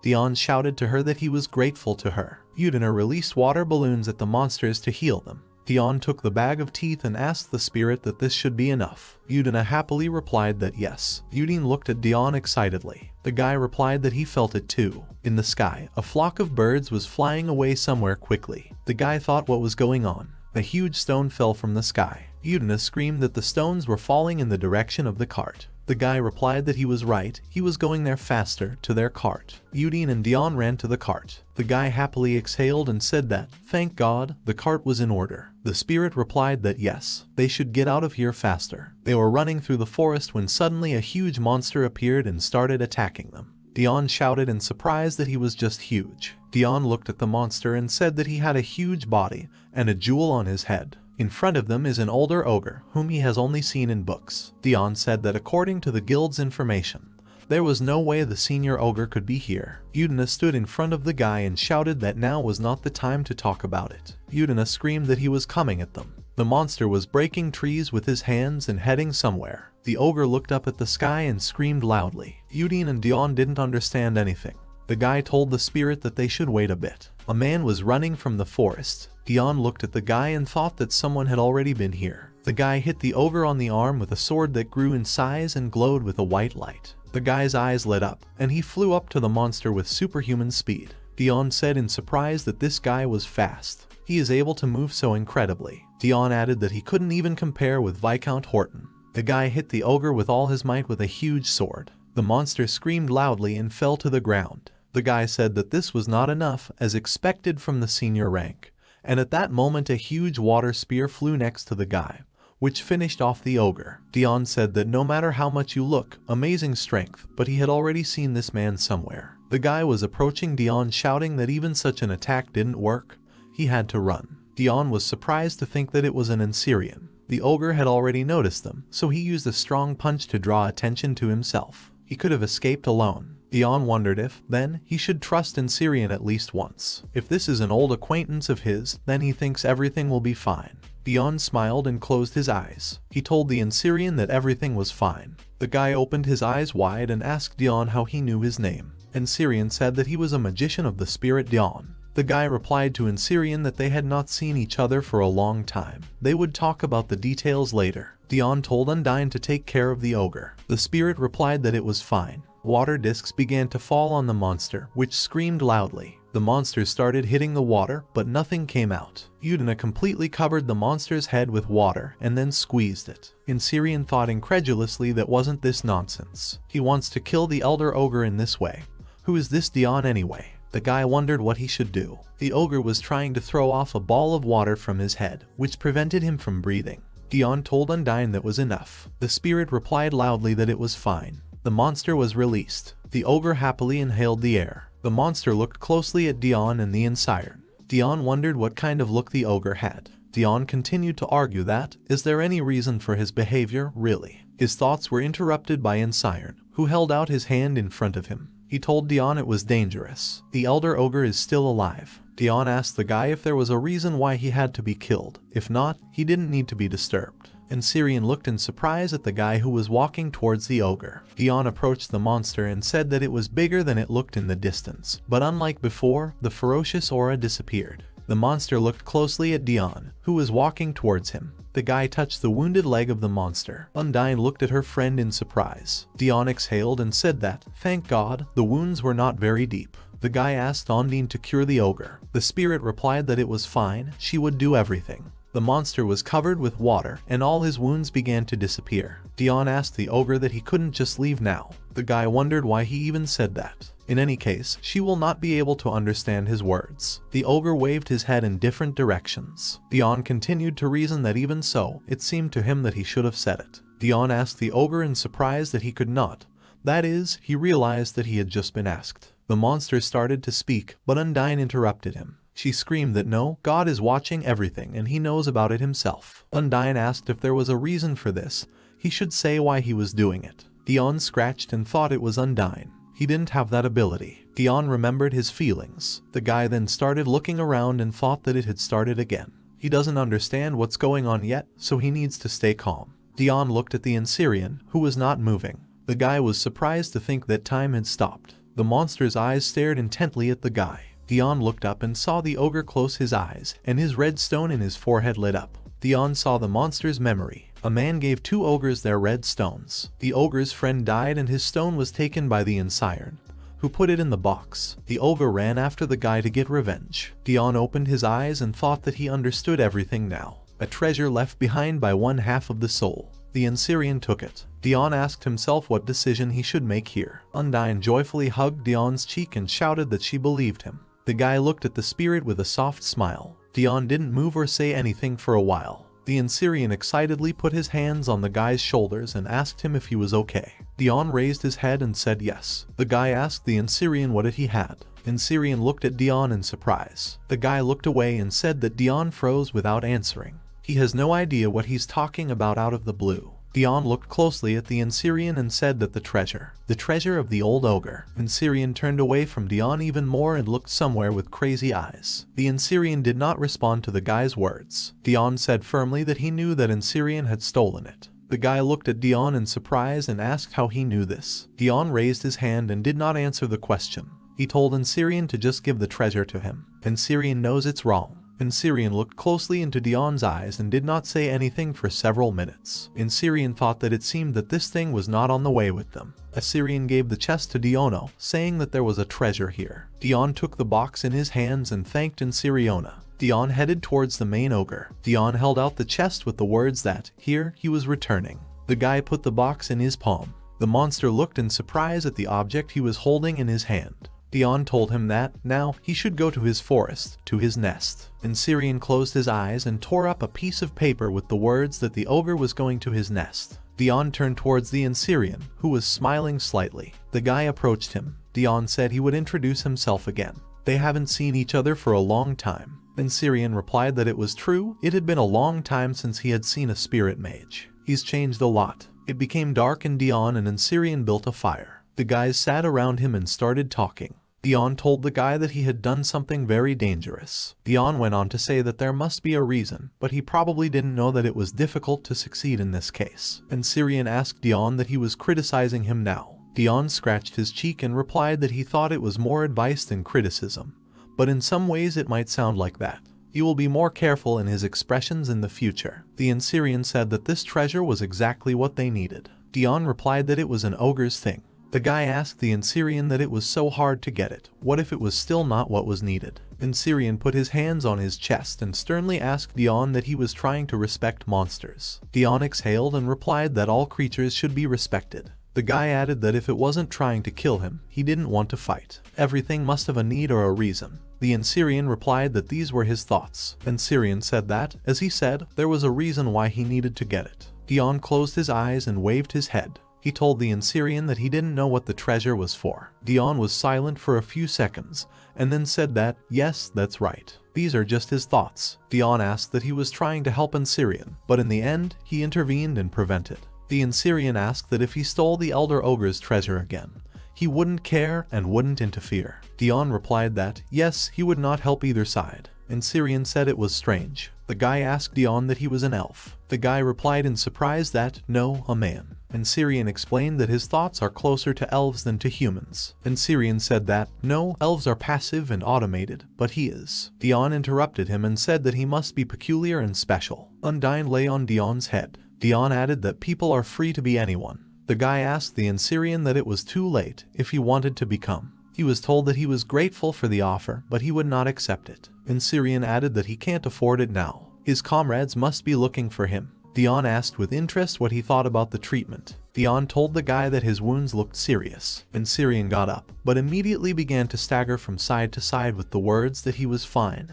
There was no need to worry. He had to go before it was too late. The Manhwacap felt dizzy and fell to his knees. Dion excitedly asked what was wrong with him. Manhwacap said heavily that he was fine. Dion helped him up. He told the Manhwacap that it didn't look like he was okay. Manhwacap said wearily that he didn't think Dion would have to take care of him again. Dione shouted to Undine to attend to the wound of the Manhwacap. The spirit shouted that it was good. Undine covered Dion and Manhwacap with a water dome. The guy told the Manhwacap that it was better for him to rest. Dion was wearily thanked. With a smile, Dion placed his hand on the Manhwacap's chest to calm him down. Manhwacap smiled back at him and thought that Dion was a very strange and mysterious guy. Manhwacap's friends were running through the forest. Vendrit angrily said that they had fallen into their trap. All this happened because of him. Siron spoke so that he wouldn't say so, their common promise. Harian screamed that she seemed to have found it. The Manhwacap is somewhere nearby. The mercenaries began to turn their heads in search of a friend. Harian closed her eyes and began to search for him with her own method. The intellectual widened his eyes and shouted loudly for everyone to look there. The guy pointed his finger down. Vendrit looked in surprise in the direction his friend pointed. Idolitic said that there was a cart there. Vendrit asked in surprise that there was a wagon so deep in the forest. Siron asked with a laugh that it was their handiwork. Vendrit replied that they didn't know that. Siron happily told his friends that they should go and see what was there. The mercenaries were lowered down to the cart. Vendrit said thoughtfully that it was strange. This is a pretty dangerous place to cart. The intellectual interrupted his friend with the words that, judging by the footprints around, the Manhwacap must have really fought with the Elder Ogre. Vendrit looked ahead in surprise and shouted that the Manhwacap was there. They approached their friend, who was sitting on a box. The Manhwacap said with a smile that they had all come. He felt their presence, but he couldn't go out and meet them. He's sorry. Vendrit spoke the name of the Manhwacap sadly. The Manhwacap confidently asked his friend what he wanted to say to him. Vendrit sadly began to say that in general. Vendrit fell silent and bowed to the Manhwacap, shouting that he was asking for forgiveness. What had happened? They managed to trick him around his finger. Manhwacap asked Vendrit in surprise if he could explain everything in detail. Siron patted the crying Vendrit on the head and said that the Elder Ogre's magic stone was useless to them.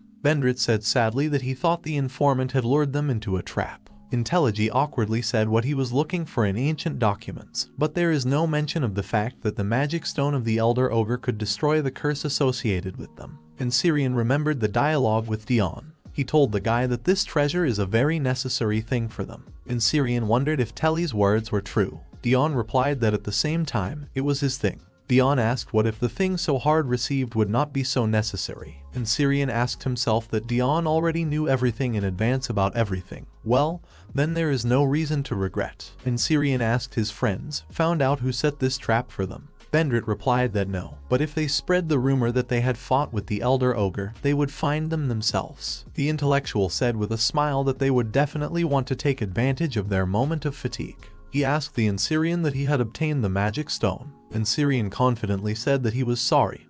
He first got it, but then something happened and had to be returned back. All the mercenaries shouted in surprise that. The intellectual in shock loudly asked what. That is, he fought with the Elder Ogre and won. Vendrit asked admiringly that it was true. The Manhwacap awkwardly replied that something had happened. Vendrit asked with a laugh what exactly, Lady Telly. Isn't their captain's safety above all else? The intellectual told his friend to shut up. He asked Vendrit if he didn't know what that clenched fist meant. The intellectual really hit him on the head. Vendrit shouted to Dad Siron that Telly's mom was hitting him. Siron asked with a laugh that it was true. He'll deal with Mom as soon as they get home. An intelligent man with evil eyes asked what it looked like they wanted him to deal with them. He summoned a black ball and glared at his friends. Vendrit screamed in fear that it seemed they had crossed the line.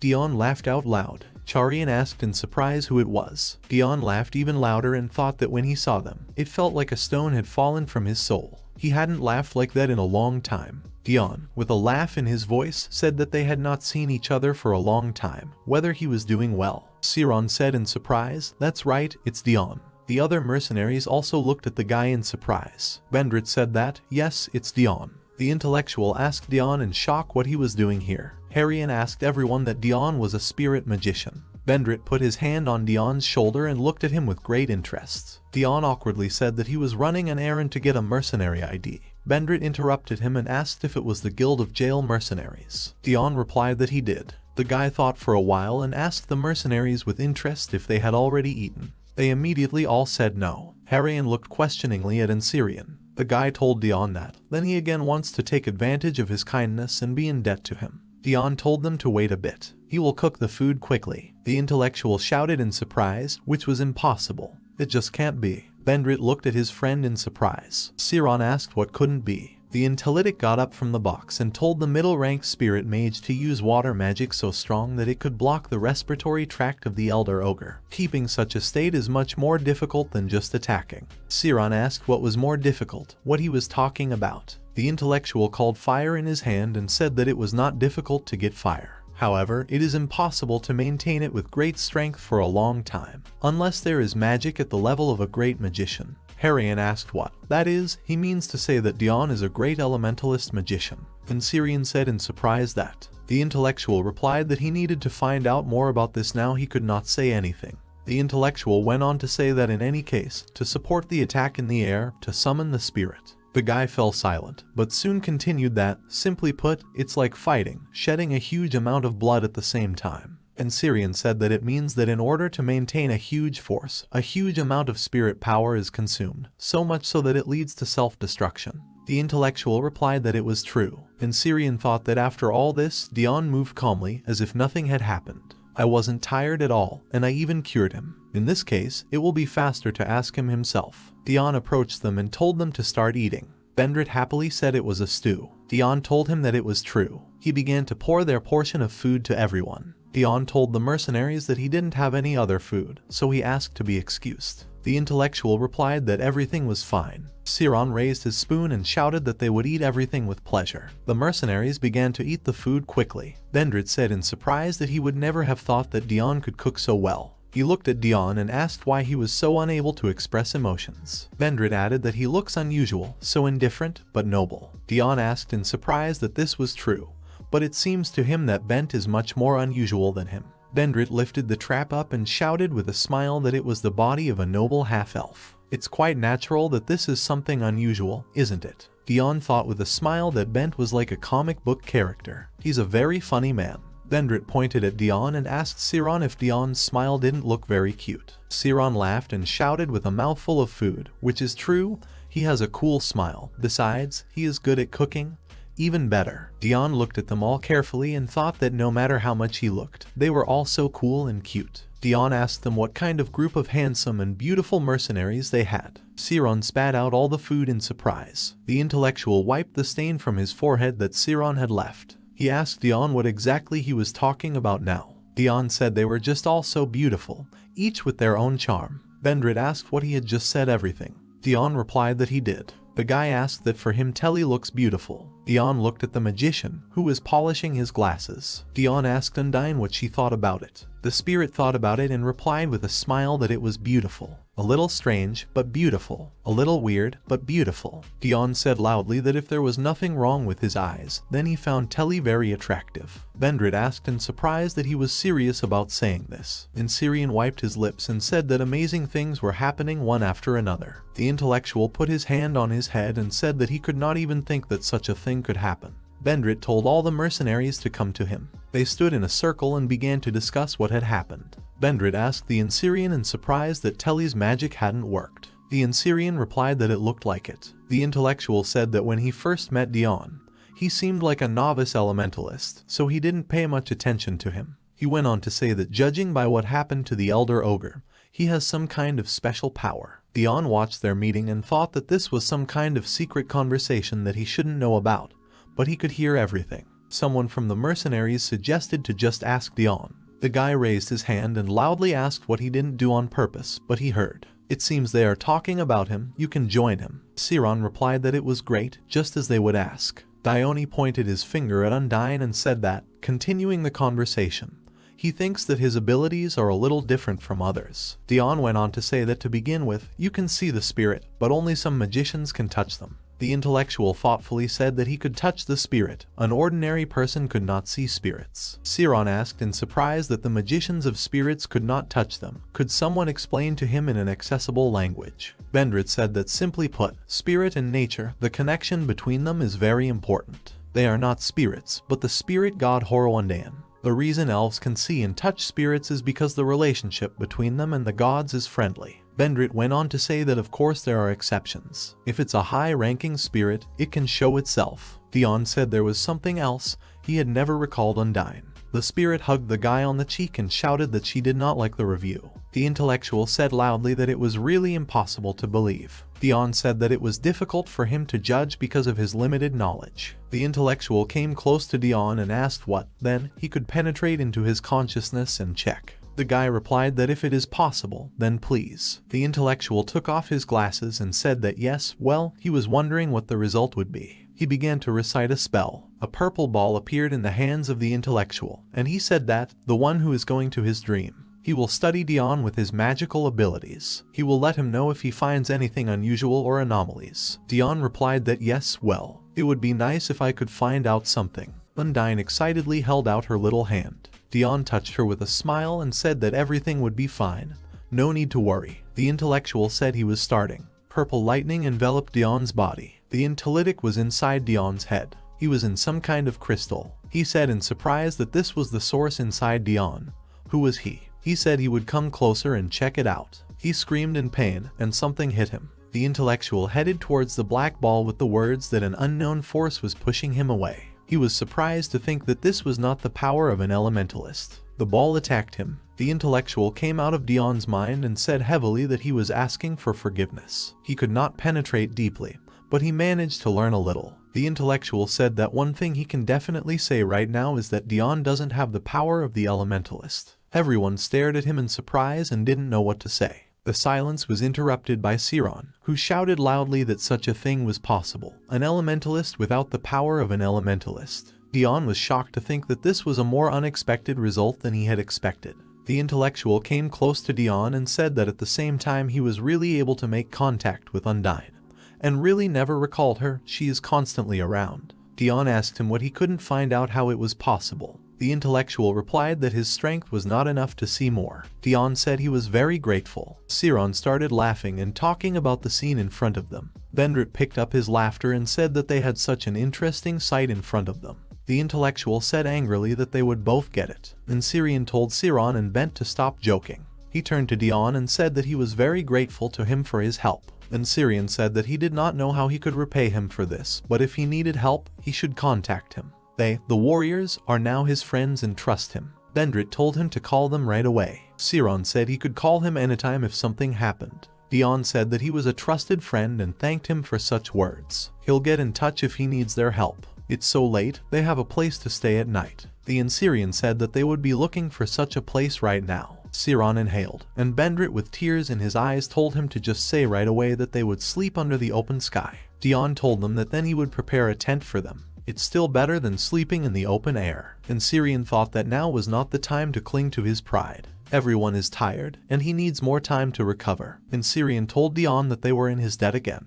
Everyone went to their tents, except Siron and Dion. The guys were sitting by the fire and talking. Dion said that means all warriors mercenaries have mixed blood, including Siron. The guy replied that it was. Dion lowered his head and said that he thought they were all a little special. Dion went on to say that it didn't even occur to him that he was of mixed blood. Besides, so that Telly has mixed blood with a vampire. Dion looked at his interlocutor, and Siron said that a relic of the past, breaking taboos to gain power and strength through countless wars. As a side effect, all mixed races have a curse. Telly's curse is very powerful and dangerous. The Siron said that this curse of vampire blood is the most powerful. Undyne said that's where this strange feeling came from. Dion said he read something similar in a book. Dion thought that this power makes them thirsty for blood. They also have the ability to charm and seduce both men and women. And depending on the appearance, his strength becomes stronger, and to avoid those whom it attracts. Dion went on to argue that half-blood vampires use special magic. They seal their power. Face-changing magic. This is an unusual magic. Dion thought that Telly had once accidentally met a great magician who had cast this magic himself and showed her how to maintain it. Dion said out loud, which means his magic didn't work on him. The Ansirian replied that it was not just magic. The magic of the great magician itself did not work. His ability to reject interference is simply amazing. In the end, they didn't find out anything. Dion thought he needed to change the subject. He asked the Ansirian that he understood everything, but then, Harayan is a man. Ansirian looked at Dion and said that Dion seemed to have misunderstood something. They're all men. The guy awkwardly replied that he was sorry for the question. Undyne asked Dion what he liked about Ansirian. The guy replied that he just had a similar energy coming from him. Undyne looked at the guy. She said that a person with dark powers and a person who has received the blessing of God and a person with the abilities of a beast, they all have unnatural powers. Undyne added that she thinks it's better not to get too close. Dion asked if there was anything wrong with that. Such contradictions are possible because they are all different people. Undyne shook her head and replied that she didn't know. People are strange. Dion said that he was a human being. Undyne flew up to him and confidently replied that she liked Dion. He was as spacious as nature. Undyne added that, therefore, other spirits like Dion. The guy was surprised to think that everyone was human, but he was different. He doesn't understand what she wants to say. Ansirian asked Dion that he was talking to a spirit. The guy replied that yes. Ansirian said that he was curious about something, whether he could answer his question. Ansirian started to speak, but he was interrupted by the cry of the intelligencer that an emergency had occurred. The intellectual looked at the forest. He said that it seemed that guests had come to them from far away. The Ansirian said that now they will find out who they are. Dion looked at them in surprise and could not understand what they were talking about. The intellectual adjusted his glasses and said that they were quickly closing the distance. Judging by the tracks, they'll be here soon. Dion asked in surprise what had happened to them. The Ansirian firmly replied that they were enemies. Dion asked in surprise that they were sure they were enemies. The guy replied to Dion that of course, a famous gang of bandits. They call themselves the Red Blade. All the mercenaries came out and watched the fire together with Dion. Ansirian decided to explain everything. He said the smoke from the fire was proof of that. They fought several times. The mercenaries began to prepare for battle. They tested their strength and weapons. Dion thought that everyone was preparing for a fight. Dion went on to argue that, although this is true, since they are enemies, they are not going to run away. What will Ansirian do as a leader? If it comes to a fight, what should he do? Siron shouted that they were already nearby. What should they do? Bendrit called Ansirian. The guy thought that, of course, he and his comrades would fight, but it would be difficult if Dion intervened. Ansirian went on to argue that Dion had nothing to do with this, could force Dion to escape alone. Dion thought that Ansirian couldn't make a decision. He was probably thinking to prevent him from interfering. Dion told the mercenaries that it was difficult to get out of here, difficult terrain, but they were right in front of them. It can be dangerous, but the passage is narrow, so they have to use the wagon as a strong point to attack the approaching enemies. Dione confidently said that he would help them. As soon as they gathered in the passage, he would be able to attack them effectively with the help of Undyne's magic. Dion added that he doesn't really like to fight, but since the fight found him, he's not going to run away. Besides, they're his guests, and he doesn't want his friends to get hurt. The mercenaries looked at Dion with a smile. He asked that he could help them, after all. Siron replied with a smile that there was nothing to discuss. They will try together. Bendrit said with a smile that they would finally be able to see Dion's abilities. They shouted that it was fine, then it was decided. They'll grind them to powder. Bandits on horseback galloped into the forest. The chief stopped and looked at the sky. He said there was smoke coming, so they were there. He thought he had found the Ansirian. He shouted to his fighters that they had found them. Now they were advancing. Everyone follow him, advance. Purple rays of light shot out of the cart, which hit the bandits. The chief shouted that the warriors began to attack first. They should not retreat, they will push them back. There are only 5 mercenaries. The man told himself that Ansirian was not going anywhere this time. Bendrit told his friends that this would not stop the bandits. Everyone, we have to get ready. Ansirian told Siron they were starting. The guy replied with a smile that he understood. Harian began to recite a prayer. It said that here are the blessings of his name, may peace come with them. It shone brightly with a pink-blue light. Ansirian said that thanks to Harian, their defense is blocked. Siron replied with a smile that it was true, now they would try to fight them. Bandon shouted that let them die. They will make this place their grave. He started attacking Ansirian and Siron. The Ansirian said that their time to go to the grave had not yet come. The Ansirian was gone. Siron was left standing alone. The bandits screamed in horror that he had disappeared. The Ansirian appeared and struck the enemy several times with his sword. Siron told his friend that it looked like he had recovered well. Now it was time for him to come out. Two bandits shouted at him to stop showing off. Now he's going to die. Siron asked with surprised eyes that they hadn't heard what Ansirian had said. Their time to die has not yet come.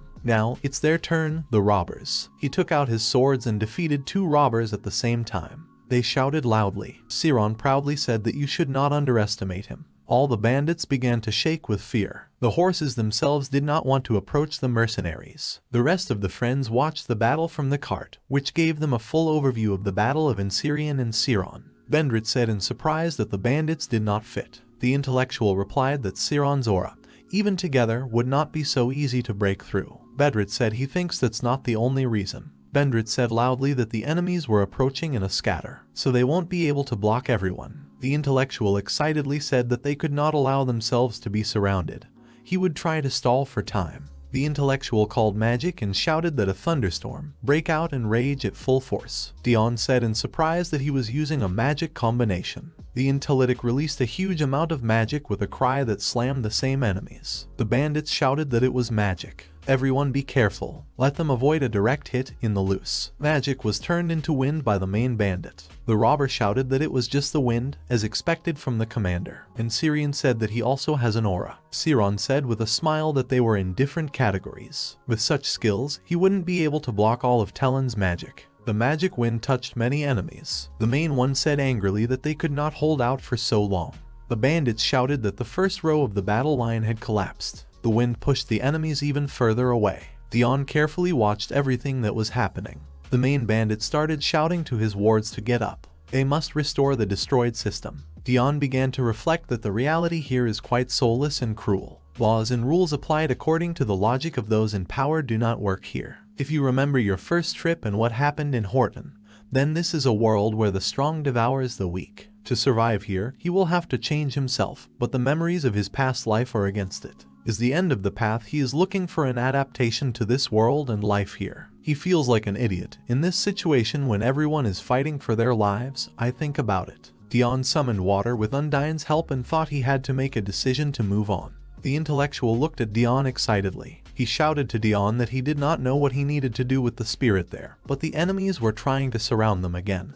Could it be possible to start as soon as possible? It was very necessary. Dion widened his eyes and felt the water touching his hair and face. Undyne was holding out her hands to a guy with a serious face. Dion looked at her questioningly. Undyne excitedly asked the guy if he was alright. Dion said in surprise that she felt the same as he did. The spirit smiled broadly. She loudly told him not to worry, she was there. He should not torment himself, just let him do what his heart tells him. She touched the guy's forehead. Dion closed his eyes and said he was grateful to Undyne. He's fine now. He had sorted out his thoughts to some extent. The intellectual approached him and asked if something was wrong. Dion said no. On the contrary, it's better this way. He has one request. The intellectual asked in surprise what kind of request. He thought to himself that Dion's normally lifeless eyes looked different now. Dion said that there is a way to destroy enemies at a time. Ansirian said that they were running away again and trying to encircle. After all, we decided to use our brains a little. Siron said that at this rate they would destroy them. Dion said loudly that everything was ready. Vendrit turned excitedly and shouted to Ansirian and Siron to dodge towards the cart. Ansirian said in surprise that they had to dodge. Siron said it looked like Dion was going to do something. Undyne and Dion aimed their water spears towards the enemies. The bandits shouted loudly that there was no information that there was an elementalist here. Dion waved his hand and all the water spears flew to attack. The bandits started screaming in pain when the spears hit them. One of the enemies shouted to his comrades not to panic. Everyone evade the attacks, let them group in the center. The bandits shouted to everyone to quickly gather in the center. The leader shouted that the mercenaries had an elementalist. The leader rode on the mercenaries. He shouted to his warriors that they would destroy everyone who stood in their way. He was stopped by the wind currents that swirled around him. He shouted in surprise that it was magic. The intellectual confidently said that they had something prepared. It would be a pity to let them go just like that. The bandit shouted furiously that they would not be taken so easily. The bandit from the back decided to attack the Ansirian. Siron looked in his direction and said that he used the aura, but using it for bad things is bad. The bandit attacked Siron shouting that it couldn't end like this, they had to die. Siron said loudly that it was very funny. He thinks he can defeat them with the help of this handful of bandits. It was necessary to bring at least a regular army. The bandit fell from his horse and wheezed in pain. A young bandit ran up to Siron from behind and decided to attack. He shouted loudly that he had opened up, which meant he had to die. The Syrian appeared in front of the enemy and deflected his blow. He loudly told him how he dared. He uses this chance to destroy the red blade. Syrian hit the bandit several times with the words that he wanted him to understand how happy he was now. Bandit lost and fell to the ground. Syrian said that evil ends here. Surprised, Siron told his friend to look there. Siron asked what could possibly be made so big. Syrian turned around and excitedly thought that Dion was there. He said he didn't want to fight, but he went that far. Syrian reflected that Dion had found an excuse for himself and made a decision after all. Dion raised a huge water ball over all the enemies, which can cover them completely with liquid. The bandits screamed in horror, "What is this all about?" One of the bandits with fear in his head said that they could not defeat a handful of boys. Is this really how it will end? Undyne was holding the water balloon with all her might. She told Dion she was going to quit now. The guy replied that okay, they should get it over with. A huge water balloon fell on the bandits. All the mercenaries looked at Dion in surprise. Syrian thought that he could use such a powerful elemental force, even if he didn't have spirit power. Siron wondered who Dion was. Bendrit told Dion that it was just unbelievable. In the end, there was a luxurious ending. The intellectual approached Dion. He said that he could not understand how spiritual power could be controlled in such a way. The intellectual was surprised to think that maybe Dion is the same as them. Dion thought about how to explain it to him. Dion started saying that he didn't know himself, although he didn't. He wants to know. It's just that he and Undyne share one soul for two. The intellectual said in surprise that they shared a soul. It's the first time he's ever heard of an elementalist doing that. Dion told Undyne that even Telly doesn't know where we can find out about it then.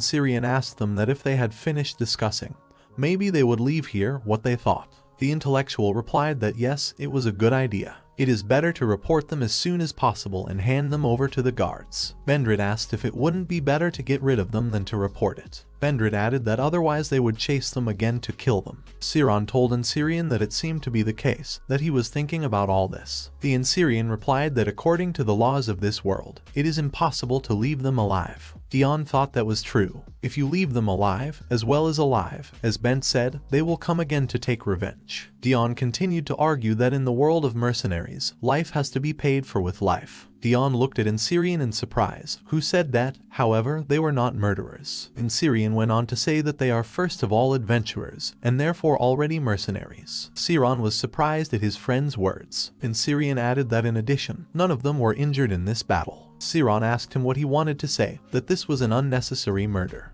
Syrian said that, in addition, the red blade is almost destroyed. Even if they go, they won't be the same as before. Syrian went on to say that, however, if they targeted them and attacked again, he would not leave any of the enemies alive. The intellectual said with a smile that they would do so. Bendrit happily said that, as expected from their commander, a good solution. Harian told Syrian that this was a wise decision. Syrian looked at his friends. He told them that people like them are always followed by situations of death and murder, even if they don't want to. Avoiding something that doesn't depend on them isn't that easy. Dion looked at Syrian in surprise. The commander of the mercenaries said that they just have to trust their decisions and do what is in their responsibility. Syrian added that if you are wrong, you should not hesitate to correct it and move on. This is the only way to avoid regrets. Dion thought that Syrian's last words were addressed to him. He may get hurt or die trying to judge this world by the laws and values of his past life. Syrian said to choose the best in such a situation, not the worst, and not regret it. Everyone returned to the city. Dion scratched his cheek and awkwardly thought that the feeling that this day has stretched a lot. He still feels the echo of the past battle. Dion went on to say that Siron and Heron decided to stay and wait for the garrison to deal with the remnants of the Red Blade. As a result, the remnants of the group arrived at Jail's castle. Dion thought that Bent and Telly had gone to the mercenary guild on business, only they remained. Syrian came closer to Dion. He held out his hand to his new friend. Syrian told Dion that he was grateful to him that he helped until the very end. He wanted to thank him on behalf of them all. Dion said with a smile that this was not necessary. Dion added that it was rather he who should thank them. Syrian and Dion shook hands. Syrian told the blue-haired man that if it wasn't for aught, their battle would have dragged on.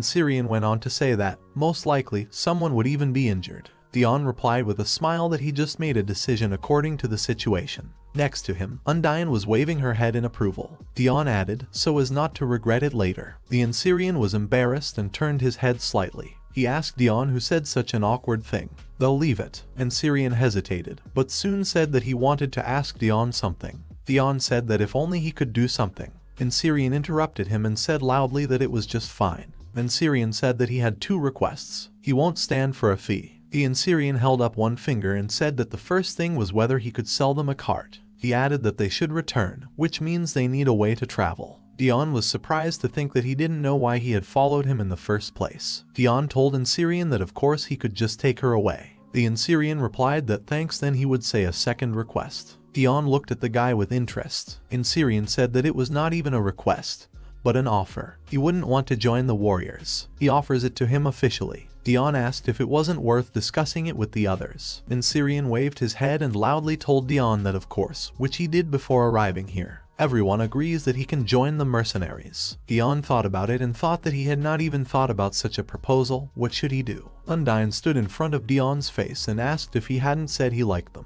Dion said that it was so, but Undyne interrupted him with the words that then there was no need to think. It's true that they are a bit unusual, but they can help Dion. Undyne added that he will be able to get a lot of different experiences. Dion awkwardly thought about how to tell him about it. Ansyrian looked at the guy and said that he seemed to be hesitating. Dion excitedly said that, a little. The guy thought about it, but still said that it was a sudden offer and he didn't think he had enough skills. Dion scratched his cheek and added that he also had a lack of experience. Ansyrian exhaled and thought that Dion was saying such things after showing himself in all his glory in battle. Dion asked Ansyrian if he could give him some time. The guy asked what he meant. Dion replied that, in fact, he had lived for a long time behind the wall, far from the world. Dion went on to say that he didn't understand anything, including the reason for his existence. Dion stroked Undyne and said that when he found himself in the big world, he met Undyne and went through a lot. Dion added that he felt that although it was too late, he had to change. Dion clenched his hand into a fist and came close to Ansyrian, who was surprised by such a lunge. Dion confidently said that he still lacks a lot. He needs to learn a lot about the world. Therefore, he asks to give him time. He wants to have confidence in their next meeting. Ansyrian asked in surprise what if someone else would take it by then. Dion confidently replied that this would not happen. He can't miss such a great opportunity. Also, Ansyrian interrupted Dion and awkwardly said that he did not want to put him in a difficult position. He will give him as much time as he needs, no need to worry. Ansyrian added that in return, if he thinks so, then there will be a condition on their part. He should become a junior mercenary. When the time comes, he will find them himself. Dion smiled broadly and said it was a good idea. The Ansyrian smiled and said that it was fine. Then they decided everything. Bendrit appeared with an Intellidic. Bendrit started waving at them and calling for Dion and Ansyrian. Dion looked at the mercenaries in surprise and thought that they had already finished their business and returned. The intellectual asked that they had a good conversation. Bendrit asked them what they had decided. Ansyrian looked at his friends and said that he did not know if it was good or bad. Bendrit asked in surprise what they had decided after all. Dion and Ansyrian told them everything. The intellectual awkwardly said that he was a little sorry because of this. Bendrit said loudly that, however, if that was the reason, there was nothing to be done. The guy started to turn his head from side to side and said that Dion should promise. Bendrit said that he was so sad that now he would not eat the dishes prepared by Dion. Dion asked with interest what the recipe could give him. Bendrit calmed Dion down and said that the taste of food depends on who cooks it. The intellectual smiled and said that he hoped he would definitely join them in the future. He added that for now, he would also try to find out something about his abilities. Dion smiled and thanked Telly. He won't keep them waiting long. The intellectual quietly told Dion that he was curious about something. Ansyrian interrupted him with the words that it was time for them to leave. Dion and Idolitic started in surprise. Ansyrian called Dion and handed him a bag. He said it was his share of the reward. He apologizes if it doesn't seem enough. He should accept this reward as payment for the cart. Dion smiled broadly and replied that everything was fine. Let him keep it for food. The Ansyrian handed him the money and kindly told him to take it. It's a matter of sincerity. Bendrit put his arm around Dion's shoulders and told him that the captain was a little clumsy in expressing feelings. Dion should take the money. If he doesn't, he'll think he hates him. Dion asked in surprise that it was true. Ansyrian put money in Dion's hands and said loudly that it was nothing, but he would still take money from him. Dion thanked Ansyrian and asked Telly what he had wanted to say earlier. Bendrit called the Intelligencer. He had to wave goodbye to Dion. The intellectual smiled and thought that he could have found out the essence of Dion.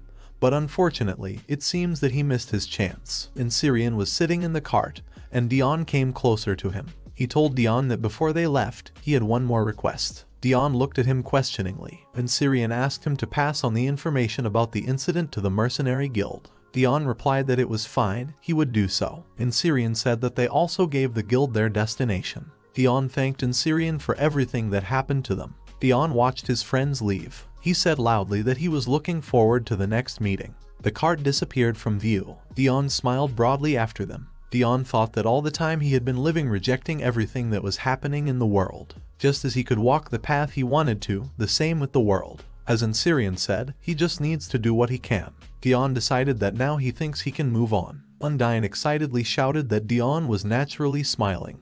What had happened to him? Dion replied that he was just looking forward to what the future holds for him.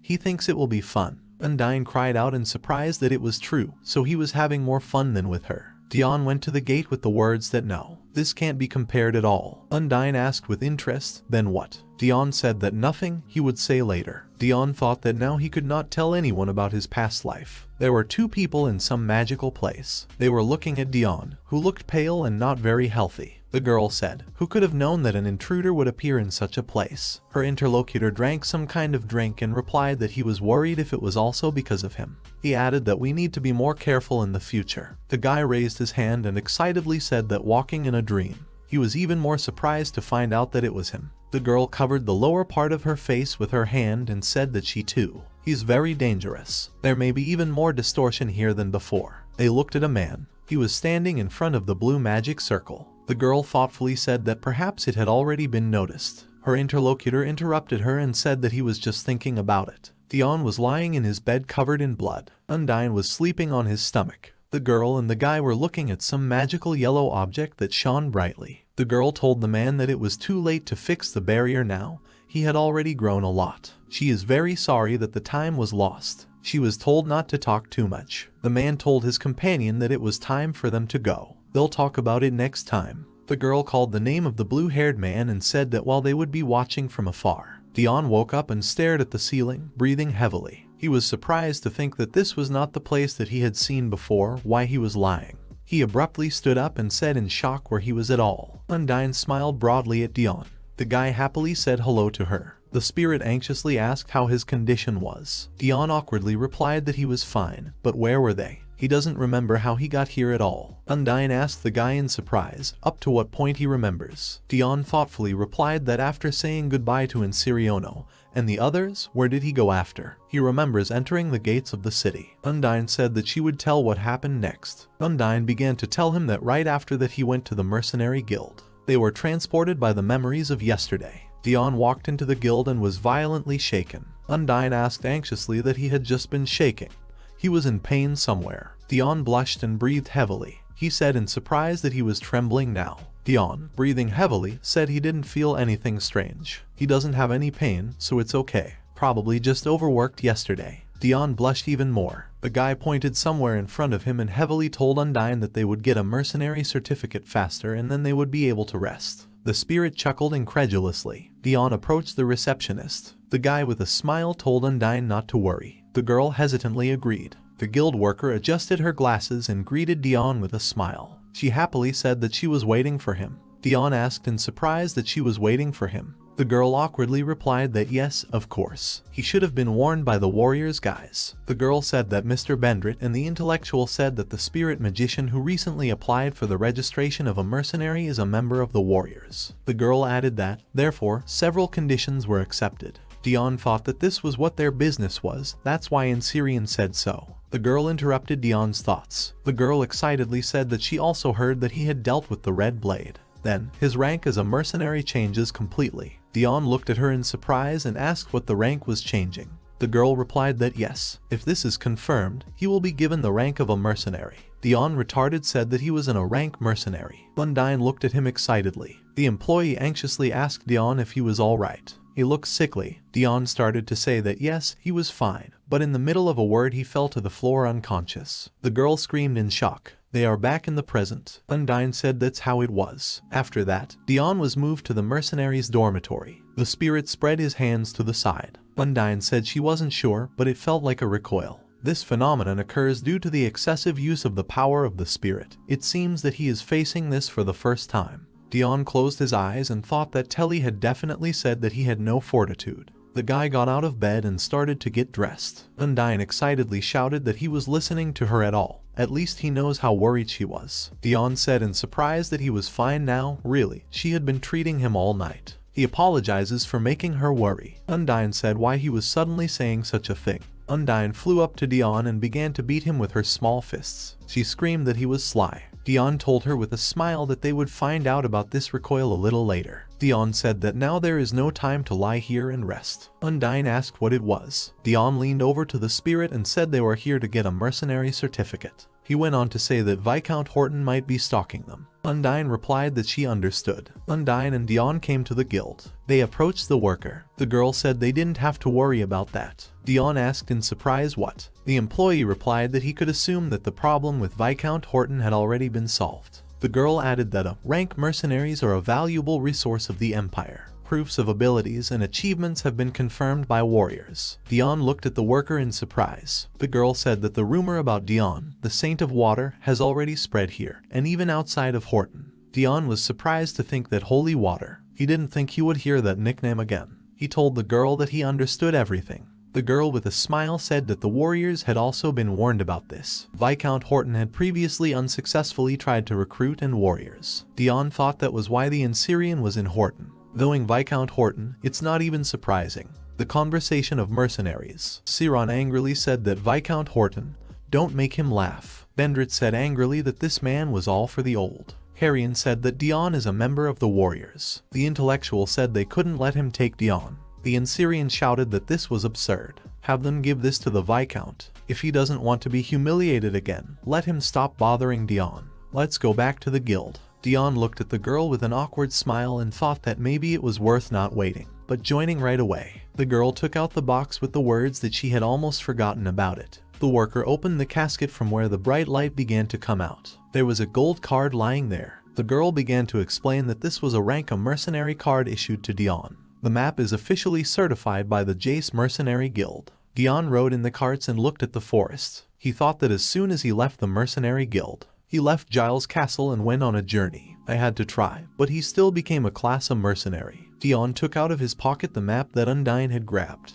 The guy thought that the spirit had left his hometown with him. All the way, he couldn't get rid of the thought that he still needed to gain experience. Dion heard someone shout the word die. Dion told Undyne that he had heard that lawlessness reigned on the border and clashes with bandits could not be avoided on the way. Dion looked out of the cart and said that they were attacked by orcs. The monster was attacking some guy. He easily dodged the orc. The guy proudly said that there was only one orc. He definitely had no chance. The guy hit the orc several times with his sword. The monster fell to the ground. Dion was surprised to think that this guy was not bad. Surely an experienced fighter. Of course, he is far from a warrior. People came up to this guy and started to say in surprise that he quickly dealt with the orc. It was wonderful. Incredibly, mercenaries are worth their money. The guy replied that he was grateful to everyone for the praise, but time was running out. A minute of delay can cost someone their life. Let them gather people and continue on their way. He was excitedly told that they had to collect the loot from the monster. This is extremely important. The guy thought angrily that this man was carrying.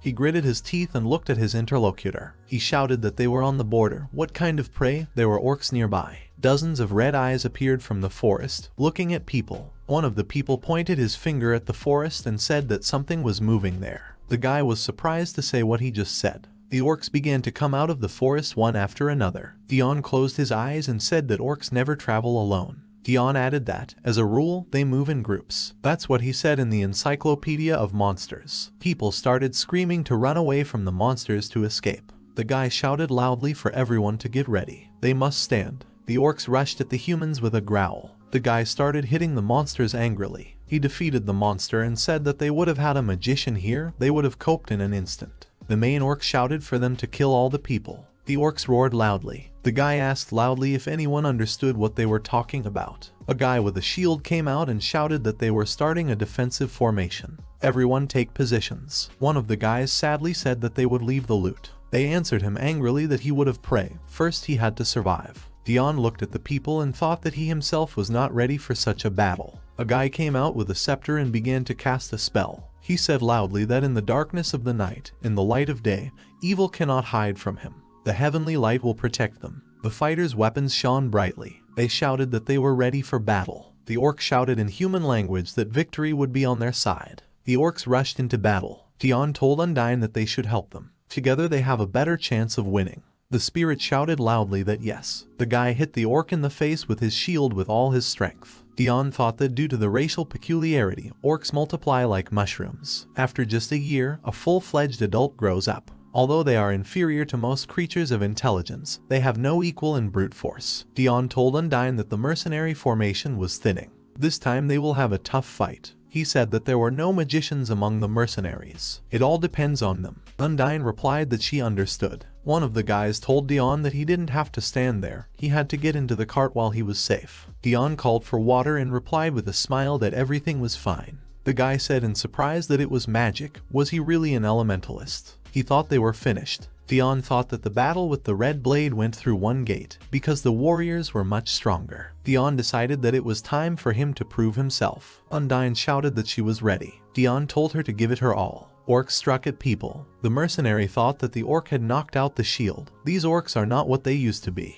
The orc raised his axe high and shouted at the man to die. The orc didn't have time to do anything, as a water spear hit him. The mercenary looked at his savior and thanked him with a smile. Dion thought it was a good start. They have to save as many fighters as possible. The guy continued to argue that then they would be able to get rid of the remaining orcs. Dion shouted at Undyne to focus on pinpoint attacks. He added that the blows on the square can hurt their guys. Undyne replied loudly that she understood. The orcs screamed in pain when the water spears hit them. The monster screamed that it was an elementalist. The mercenary with a smile said to inform everyone, "There is an elementalist here. They can go on the offensive." The water was destroying the orcs more and more. The mercenaries also began to help get rid of the orcs. The monsters screamed something. Dion looked at the orcs in surprise. The mercenaries shouted joyfully that it was a water elemental. There was an elementalist in the team. People started shouting at each other. They loudly told them to attack the orcs. The mercenary shouted for them to destroy the orcs together with the elementalist. The main orc shouted to his minions that there was an elementalist here. They needed to kill them faster. More and more orcs were dying from the water. The mercenary thought that this was the strength of the elementalists. The battle became stable. With the help of the priest's prayer and the elementals, the battle became easier. The other mercenary was surprised to think that the elementalist also heals. This is the rumored water elementalist. This elementalist killed Holton. The orcs headed for the cart where Dion was. Dion excitedly thought that a strong offensive was beginning. The orcs started attacking. Undyne released a huge column of water into him. The spirit asked what Dion wanted to finish. The guy replied that yes, he was asking for it. Undyne hit almost all the orcs at once. The mercenaries looked at Dion with admiration. The guy looked at the monsters. Dion wondered why the orcs were robbing people. He means that if you create a civilization, you have so much intelligence, so why do orcs attack people? Dion continued to reason that because of their different looks, they have hostility, just because it threatens the survival of the race. No, there are other reasons. Undyne looked at the guy with concern. Dion asked in horror that he now had an answer. There was a knife in Dion's stomach that the orc threw. Dion, with fear in his voice, asked what he should do. Undyne screamed in horror that no, it couldn't be. She grabbed the guy's face and loudly asked if he was okay, what was going on. He should wake up now. Undyne wondered when he was attacked. How? Dion wondered if he was being overconfident. He didn't use a dagger, didn't train. Dion put his hand to the knife and thought that the clumsy handle.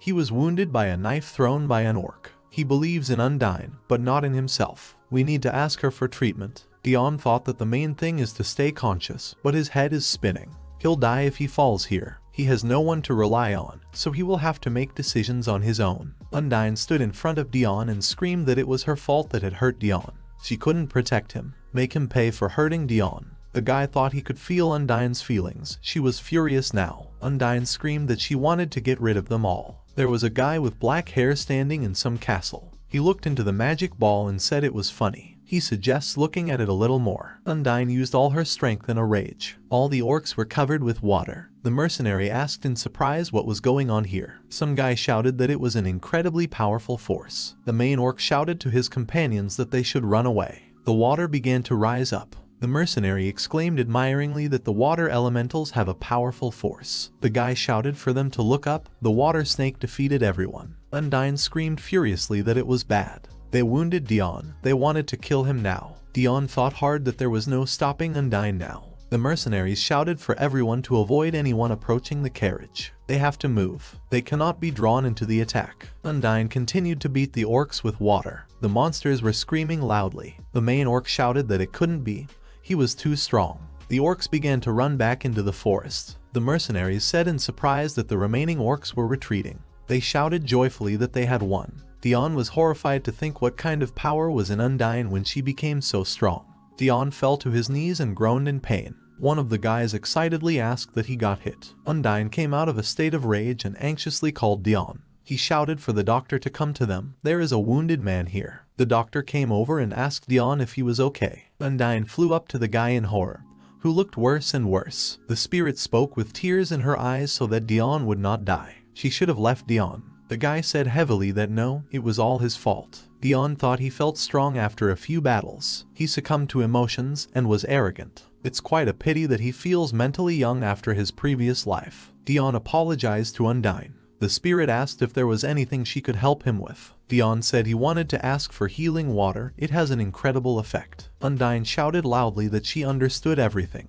Dion has to be strong. The guy with a painful smile said, "Thank you. They should start right now. It's a little painful." Undyne shouted that she was starting. Dion said he was ready. Dion grabbed the sword by the hilt and thought that the feeling shared with Undyne was being activated. He went on to reason that the wound is large, but he can't use the effect of Undyne's healing water as much as he needs. Undyne sighed, and Dion held the tablet between his teeth. Dion thought she was slowly pulling out a knife. At the same time, he feels the wound healing. The mercenaries thought in surprise that this man had just pulled out a knife. This is a huge mental strength. The priest said in surprise that he had heard that the elementalist was badly injured. Dion clenched the tablet between his teeth and thought that now. The guy shouted that he couldn't be so reckless. Dion pulled the knife out of his stomach. Dion said wearily that he was fine. He can take care of the other wounded. The priest was surprised to think that he seemed to have problems with his intestines. How did he manage to get up after this? One of the mercenaries thought it was ridiculous. An elementalist with healing abilities. Undyne told Dion she was done, but he had to be careful. The guy replied that it was good. He understood.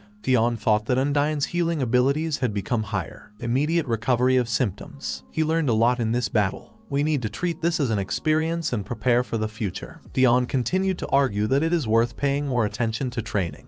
Otherwise, at this rate, it will only become a burden for Undyne. In the next meeting with the warriors, he must not lag behind them. Dion looked at the priest and the mercenaries who were discussing him. They said they had never seen such an elementalist. This guy is known as Holy Waters. Dion told the priest that he needed to heal the wounded. Undyne hugged Dion. The guy said that the battle had just ended, and he was already talking, but there were many wounded besides him. Undyne said she was very glad that Dion had recovered. The guy thanked her. They came to the Hallest Fortress City, a line of defense located on the border of the Kingdom of Dwarn, a commercial city with a high population density. There are various occupation groups from mercenaries to traders. This city is preferred by risky travelers. Dion said he wanted to practice a little. Undyne replied that she could not look at Dion's suffering. The guy replied that everything was fine. He doesn't suffer. If it gets stronger, Undyne will not have to strain. Undyne blushed and asked where they were going. Dion replied that she would find out now. The guy stopped in front of the building and said they had come. Undyne began to turn her head. Dion thought that when he arrived, he bought an old house located on the outskirts and remodeled it. With the help of mercenaries, the alteration was easier than expected. Everyone was sent to guard the border, so they felt the need. It was also thanks to the fact that he helped him a lot in finding a home through a relationship trip. Undyne said that the construction was finished. He was finally moving. Dion replied that it was true. Dion thought that the internal work was finished.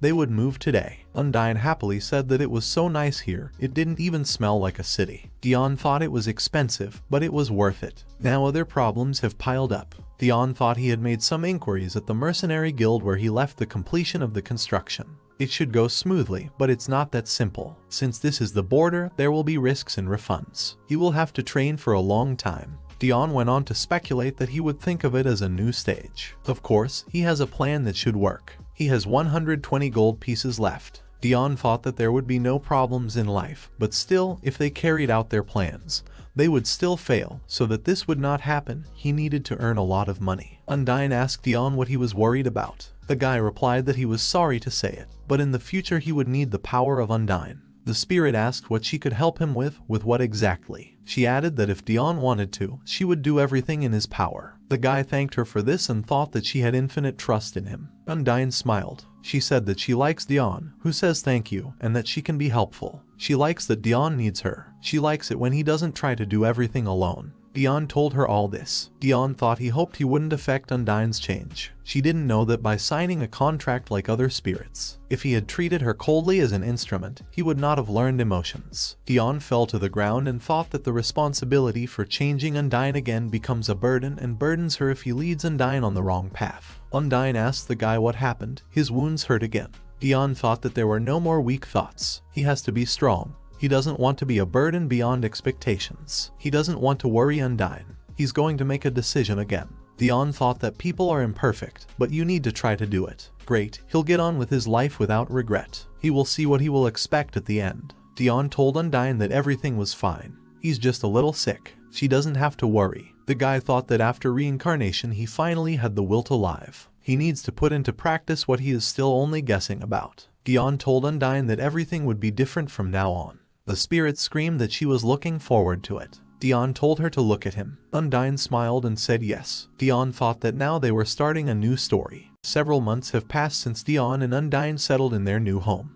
This place was prepared for future plans, so the guy gave it a name. Now it is the home of the spirit healer. To do this, Dion had to come to the temple and ask for permission. The man with a smile told the guy that his house is outside the city, then there should be no conflict with the temple. The priest said that he could even recommend him, with which the guy agreed. Since the spirit healer's house was on the outskirts, they prepared promotional materials. Dion went to the mercenary guild and asked them to spread the news. The girl behind the counter nodded and accepted the guy's order with a smile and said she would do it right now. Since the cost of treatment in the temple is expensive, in honor of the opening of the treatment center, Dion promised everyone a discount on the first visit. Advertising materials were also pasted up in the city center, but there was no great benefit from them, and time passed, the seasons changed. The guy couldn't just spend time without clients, so he bought history books and books about auras and began to study the information. As planned, Dion began to study the theory of combat manuals and books on fencing training.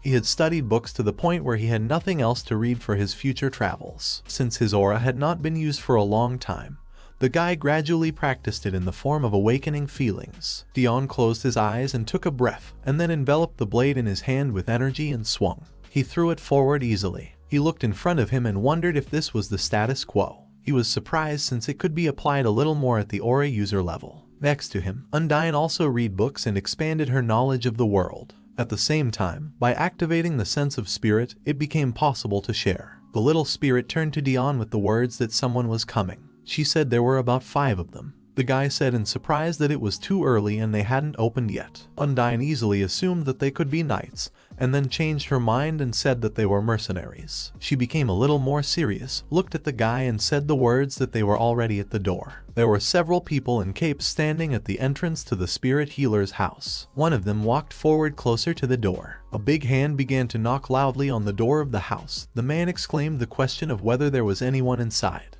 He loudly asked to open the doors. At that moment, Dion, standing next to Undyne, said that he would open it now. The spirit, being next to the guy, said that she would also look. The guy agreed. Dion told Undyne that he was not an expert in healing, and that it was all her strength. Dion looked at Undyne and asked her if magic powers and medicine were different, which puzzled the spirit. The guy thought that they might have come to the wrong place because the house is outside the city. He also came to the conclusion that these could not be the mercenaries they know. Dion scratched his chin in surprise and said the words that perhaps these people had heard rumors, so they came to buy healing water. He asked Undyne what she thought about it. She replied in surprise that it didn't seem to be someone they knew. Undyne uttered the words that one of the squad seems to be in a dangerous state with a lot of vitality. Dion excitedly raised his hand to the spirit, who assumed that this person was seriously injured. The guy asked about the words of the spirit, and then said that then they should go to the temple and not to this place. The man outside knocked again and exclaimed that they had an urgent patient there, so he asked to open the door for them.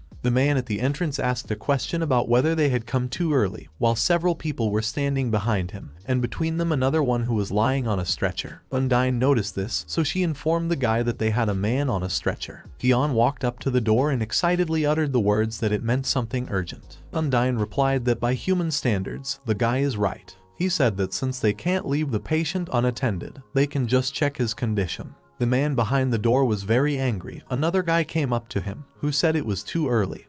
And just like in the temple, it seems there is no one here. The guy looked seriously at the person next to him and said that it couldn't go on like this, since their friend was badly injured. He turned back to the door to knock again, when suddenly he heard something. Dion opened the doors to them, who asked the guests about what had happened at such an hour, informing them that the clinic was not open yet. A blue light was flying next to Dion, and the guy in the raincoat lowered his head and apologized, which surprised the guy very much. The guy looked at Dion, noticing the watery hair. He was thinking about something, and then reported that he had come with a presentation from the guild. Dion looked at him seriously and thought that since the guy is familiar with the guild, it means it's something urgent. He asked what business they had come for. The guy in front of Dion asked if it was the clinic of the elementalist Dion, and then apologized that they were so early, and then told that they had a wounded man there. Undine looked at him and said that this man supports his vitality with potions. The guy scratched his cheek and said it was his first time in such a situation,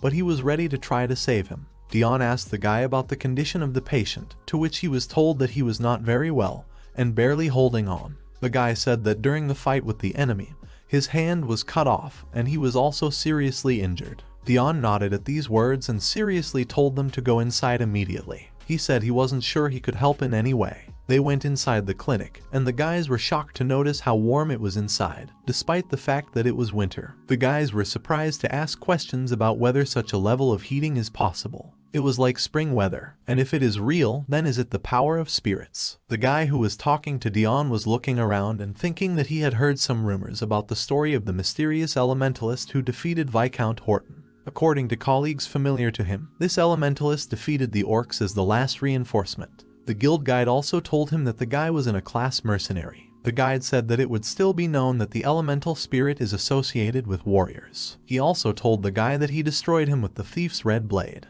Dion put his hand to his chin and told the guys to put the patient there for now. The guy agreed and thought that it is not necessary to treat them lightly just because they look young. Dion had no idea who these guys were. The suspicion of someone trying to help save a colleague's life was at stake. The guests looked at each other. One of them said the words that the guy looked so young, and the second said that he did not want to doubt the guy, but stumbled. The guy who was talking to Dion turned to his comrades with the words that they should be careful with their words, as they should be grateful that the guy even opened the door at such an hour. He asked if they meant that they doubted him. The guys decided that then the responsibility now lies with the captain. They talked about how, no matter how you look at it, such a boy could not possibly be an elemental, about which there are rumors. The captain replied that he would take responsibility for what was happening. He said that he didn't care what these guys said, because they showed disrespect to the spiritual sage in the temple, so they didn't help. The captain told Dion that they had heard the name of his clinic, as it was recommended to them by the guides of the mercenary guild and the mercenaries who defeated the orcs. Dion looked at his guests and said the words that this is his first meeting with them, so he greets them again. The guy introduced himself as Dion the Elementalist. The guys in shock began to ask the guy whether he really exists, whether those rumors about Horton are true, and also whether it is true that elementals treat people. One of the guys exclaimed the words that their colleague is dying there, so they don't have time for questions. Dion thought confusedly that the guy was right, and they didn't have time for this. Dion put a white mask on his face and looked questioningly at the captain, who was looking at the elementalist and thinking that they were responsible for their friend. The captain turned away with a serious face and told them to leave everything superfluous for later. He told the guys to keep quiet if they couldn't save their friend. One of the guys awkwardly called out to the captain, to which he ignored him and turned to Dion with apologies for repeating these rudeness over and over again. He worriedly explained that rumors about mercenaries are always exaggerated, as well as a lot of lies, which is why the guys react so violently. The captain asked what Dion thought, if he could cure their friend and show that the rumors were not true. Dion looked at him and replied that before doing anything, he should first see the patient, because he had no information yet. He said that he would start right now, and he himself thought that he did not consider this person normal. Splashes of water flew in large drops in different directions, and Undyne hovered among a large stream of water. The captain noticed these drops of water, and the guys next to him noticed that the air suddenly became cold and the temperature dropped. The guy was wondering what the elementalist was doing. He sighed and thought that it was not good to judge only by appearance. The captain felt that it was the same energy as the elemental spirits he had met a long time ago. The guy felt the presence of spirits nearby, which means that the rumors about this guy are true. All the guys were standing in front of the couch where their friend was lying. Dion said that this was done to prevent infection. The guys didn't understand what the elementalist meant, so they asked him what it meant. Dion explained that this is due to the fact that microbes multiply at high temperatures, so this should help. He said that the room itself had been cleaned, so he asked the guests not to move. The guys looked at each other and replied that they understood. One of them said the words that, as their captain said, they should just watch. While Dion was examining the patient, the captain looked at him and thought that the guy had silenced the guys. Even if he went to the temple now, his friend would die in such a time, so the captain had to bet everything on the elementalist. Dion checked the patient's body and in shock uttered the words that he had numerous fatal sword wounds all over his body, and his right arm was amputated and first aid was provided. The guy stretched out his hand to Undyne and asked her to give him healing water. He decided that first they would save the patient, and then they would think about the next one. Undyne looked at the elementalist and nodded in agreement with him. Dion looked at the captain and said the words that the opponent was someone who was good at fencing, and then asked if they had fought with a professional. The captain asked how the guy found out about this, and then replied that they had been deceived by the enemy country enough, their opponent was too strong. They looked at the patient's body, and Dion explained that the sword marks were made cleanly, but not crudely. He was surprised that the guy was alive. Dion looked at Undyne, and then said the words that he would ask for this. She clarified whether the guy meant it, and then agreed. There are several methods of treatment used by priests and wizards. Of course, how much a person knows and knows how to do this depends on the skill of the elementalist. The result of adding the basic medical knowledge of the previous life to this era was that Dion was able to learn a lot of new things, different from what it was before. He himself had no idea how he knew this. Undyne, after the guy's words, began to collect energy in her palms. After accumulating, she spread her arms in different directions, directing the energy. The stream of water spread in a big wave in all directions, and Dion carefully watched the spirit. The energy flow began to envelop the two of them, and Undyne reached out towards the guy who thought that this was a common feeling. He looked at the spirit and thought that it was a perspective from another dimension that Undyne sees. This is one of the many visual dimensions that a being called a spirit sees and feels. At the same moment, one of the guys turned to the captain and asked if he could take back his words, to which he replied with words that the guy was so noisy, and he should just keep quiet. Dion stared intently in front of him, enveloped in energy. Undyne was next to him. The flow of the patient's vital energy became visible. Visualizing the essence of the composition, Dion seemed to be in a unique space. This is one of the natural arts he has recently studied, along with Undyne. She hovered next to the guy, saying that her nerves had not yet given up, since apart from hemostasis, no healing was carried out. To her words, Dion suggested that it took about 6 hours for hemostasis alone. The guy asked Undyne if such a thing was possible at all, to which she replied that she had never tried, but thought she could have tried. She exhaled and asked the guy if he had brought the patient's hand, and then added words that she had never tried, but thought she could try. Dion nodded his head at the words of the spirit, and then turned to the captain with the question of whether he had brought the patient's hand with him. The captain replied that he had brought it, and then asked what the guy was doing. Dion replied that the cut surface is clean and does not seal separately, so he thinks it's not too late. The captain scratched his cheek in confusion and said the words that he had no idea what the guy was talking about. Undyne, who was hovering next to the guy, said that according to Dion's knowledge, the probability is very high, and the guy replied that his words meant that he could get his hand back. The captain looked at the elementalist and asked him if it was even possible to attach an arm. Dion nodded and replied that he couldn't say for sure, but it was worth a try, but with time the chances decrease. The captain nodded in response, and then confidently uttered the words that there was no reason to hesitate. And then he turned to Jed, telling him to give him his hand, which the guy quickly agreed to. In a small box lay the patient's right hand, which was immediately enveloped by the energy of Undyne. She looked closely at the hand, and Dion felt the elevation of feelings shared with Undyne. He was focused on the blood vessels and nerves. The elementalist was surprised while the energy was actively enveloping him. He raised his hands and looked at them. He thought about how it was like a new world, even a new universe. In Dion's past life, it was said that the human body is like a microcosm. The elementalist stood, looked at the bright light and thought that he could not understand how to see the harmonious world through the eyes of the spirit, but he felt it through Undyne. The injured patient's hand was still lying in the box, enveloped in the bright energy of Undyne from all sides. Undyne turned to Dion with a smile and said the words that she was ready. The guy replied that then they could proceed. Dion took his hand and placed it on the patient's shoulder. Energy immediately surrounded the injury site. A thread and a needle of energy appeared in the elementalist's hand, with which he began to sew the arm. All the guys who were standing and watching what was happening were in shock. They were thinking about how such an absurd treatment could be possible. After some time, the arm was completely sewn back on. Dion checked the joint and then nodded. The guy completed the operation. It all seemed unreal to him. He sighed and turned around, thinking that at least he had finished this process. Dion looked at Undyne and told her that she had done a good job, to which she replied that the guy had also done a good job. The captain turned to Mr. Young with surprise and asked if he was finished, to which the guy replied in the affirmative, saying that the fusion and treatment operation was over. Dion, removing the mask, explained that he did not know if the patient's arm would work as before,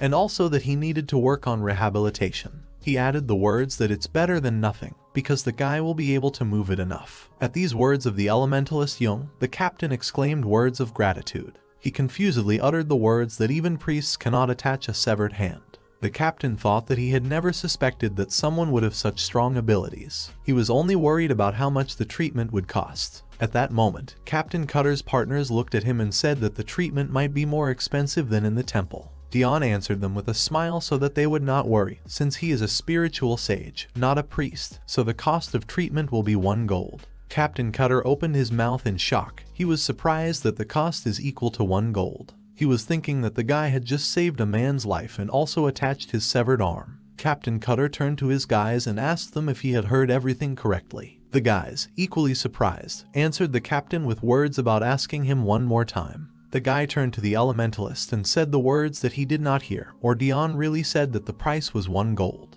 Dion confirmed the guy's words, and then asked if there were any problems with payment, to which the captain replied in the negative, saying that it was not expensive. The elementalist uttered the words that joining the severed hand was also an adventure for him. The captain replied that the guy still succeeded, to which he replied that he had done everything in his power. Cutter said the guy really tried. Dion said that everything worked out because everyone believed in them to the end. The captain grabbed 2 guys and replied that with the exception of these guys, who immediately apologized to Mr. Young. The elementalist turned to the guys and said that they must be tired after the fight, but he had nothing but healing water for them. Together they asked if this was the healing water of Horton, which makes fatigue go away. Dion looked at them and said the words that he would not say anything about this part, and then offered to go outside. The captain looked at the elementalist and thought that the price of the potion in the temple was 10 gold, and the potion prepared by the wizard was worth 5 gold. It's not a potion, but it's amazing that such a treatment costs only 1 gold. He was thinking that, not to mention wizards and priests, even potions can't restore a severed hand, since such a person ended up in this place. The captain thought there must be a reason, because the guy didn't even show himself to be a saint. Dion, who was preparing healing water for the guests, noticed the captain's gaze on him, so he looked up at him in surprise. The elementalist assumed that he had something on his face, and then asked why the guy was looking at him like that.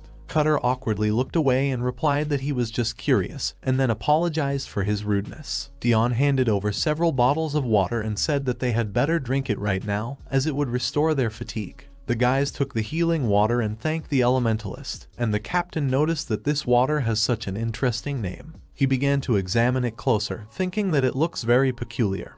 He had never seen this bottle shape before. The guys started drinking water, and were immediately shocked, as the energy rose very quickly, and fatigue went away. It really was healing water. The captain looked at Dion again and thought that he was really interested in how the guy got here. He managed to make a strong impression on him. After these thoughts, the guy put 2 gold coins on the table. Dion asked if the guy leaves him 2 points, and then added the words that 1 gold will be used for the recovery of the captain next time, so he should remember that. In complete shock, the captain stood with his mouth open and thought that he had met several elementals, but had never seen such a thing. He assumed that this person would surely become great, so they needed to establish friendly relations with him beforehand. By this time, Jed came up to them, who called the captain with the words that the preparation was completed and they needed to return. Captain Cutter mentally apologized, but he couldn't miss such a chance. He agreed with Jed, saying they should go back. Dion told them that the patient would be transferred to the recovery room, so they could come to them.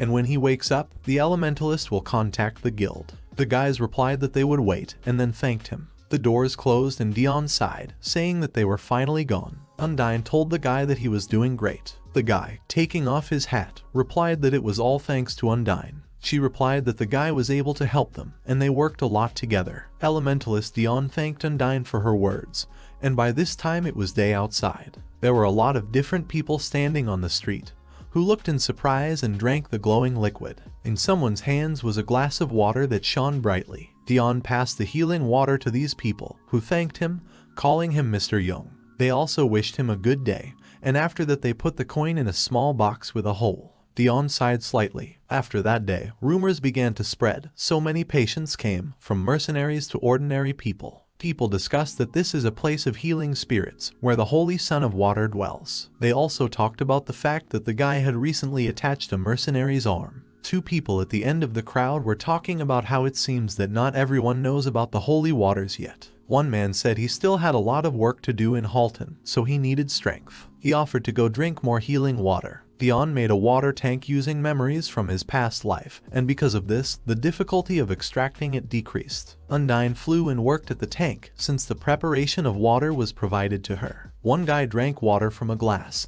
and then turned to Mr. Young and said that he had brought it. The guy was surprised that he was already here, and the guy handed the thing to Dion and said that this was what he asked for which he thanked him. The guy waved to Dion and replied that they were always happy to help him, for which Dion thanked the guest and asked him to say hello to everyone from him. The guest added the words that he had a request from the spiritual commander to the guy. The guy said that he wanted to share the healing water with friends. Dion replied that the guest should not worry, as he had prepared a separate healing water just in case, so he asked to inform the commander about it. The elementalist thanked the guest and said that they would see each other next time. Due to the fact that the healer's abilities have already been proven, Dion was able to earn about 2,000 gold at once thanks to rumors. During the day, there was a large queue at the entrance to the spirit healer's house. It decreased only by sunset. Undyne nodded happily and turned to Dion with the words that there were no patients right now, to which the guy offered to rest until the end of the day. The elementalist guiltily asked Undyne that she was probably tired these days. She asked in surprise about his words,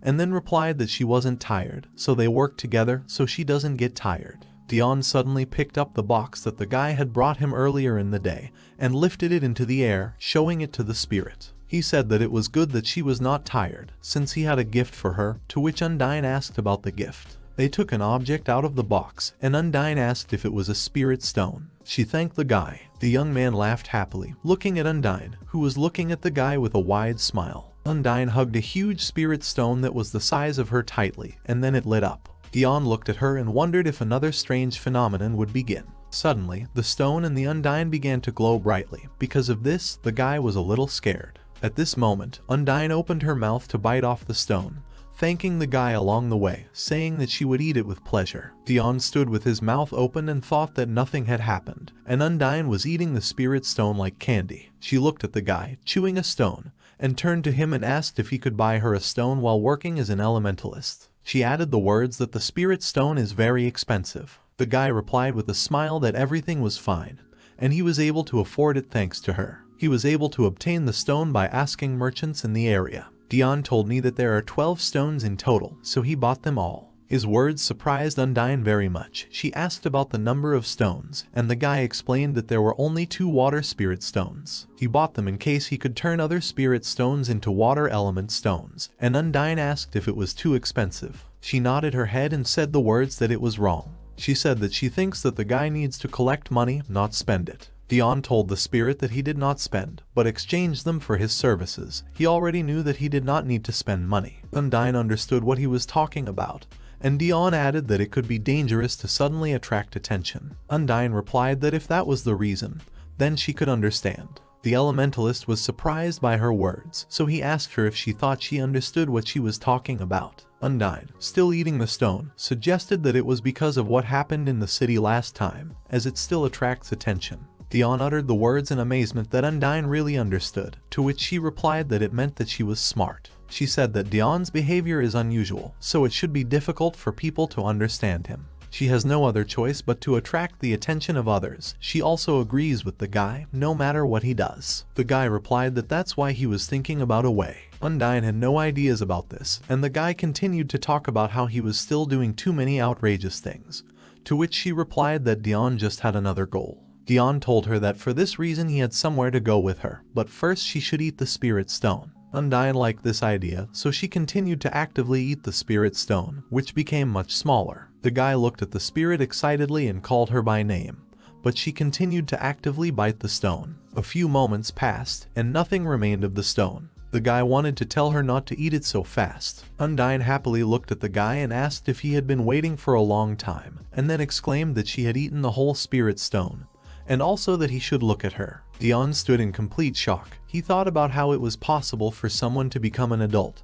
and then become a child again. The guy couldn't understand if Undyne hadn't grown up because of the spirit stone. He wiped her mouth with a smile with a handkerchief and said the words that she should believe in him, and she thanked the guy who said that now they can go. Dion and Undyne were walking down the street. The spirit exclaimed that it was so good in this place. She turned to the guy and said that everything was so calm. The guy was glad. He said they were quite far from the castle, so it should be quiet. The elementalist looked at Undyne and said that in fact, this is one of the ways not to be noticed. He asked if she understood what he was talking about, to which Undyne replied that she had no idea. While they were walking and talking, someone in front of them noticed them and stared intently. Dion noticed this guy, who immediately turned around and, waving his hands, called everyone to him, shouting that the owner had come. The guy realized that it was a janitor. The elementalist walked up to the guy who had a lot of people behind him and said hello. The janitor also greeted him. The guy pointed his hand at the surprised Dion and said the words that this is the one who will be the owner of agricultural land in the future. Dion nodded his head and smiled slightly as he introduced himself. He said he was pleased to meet them.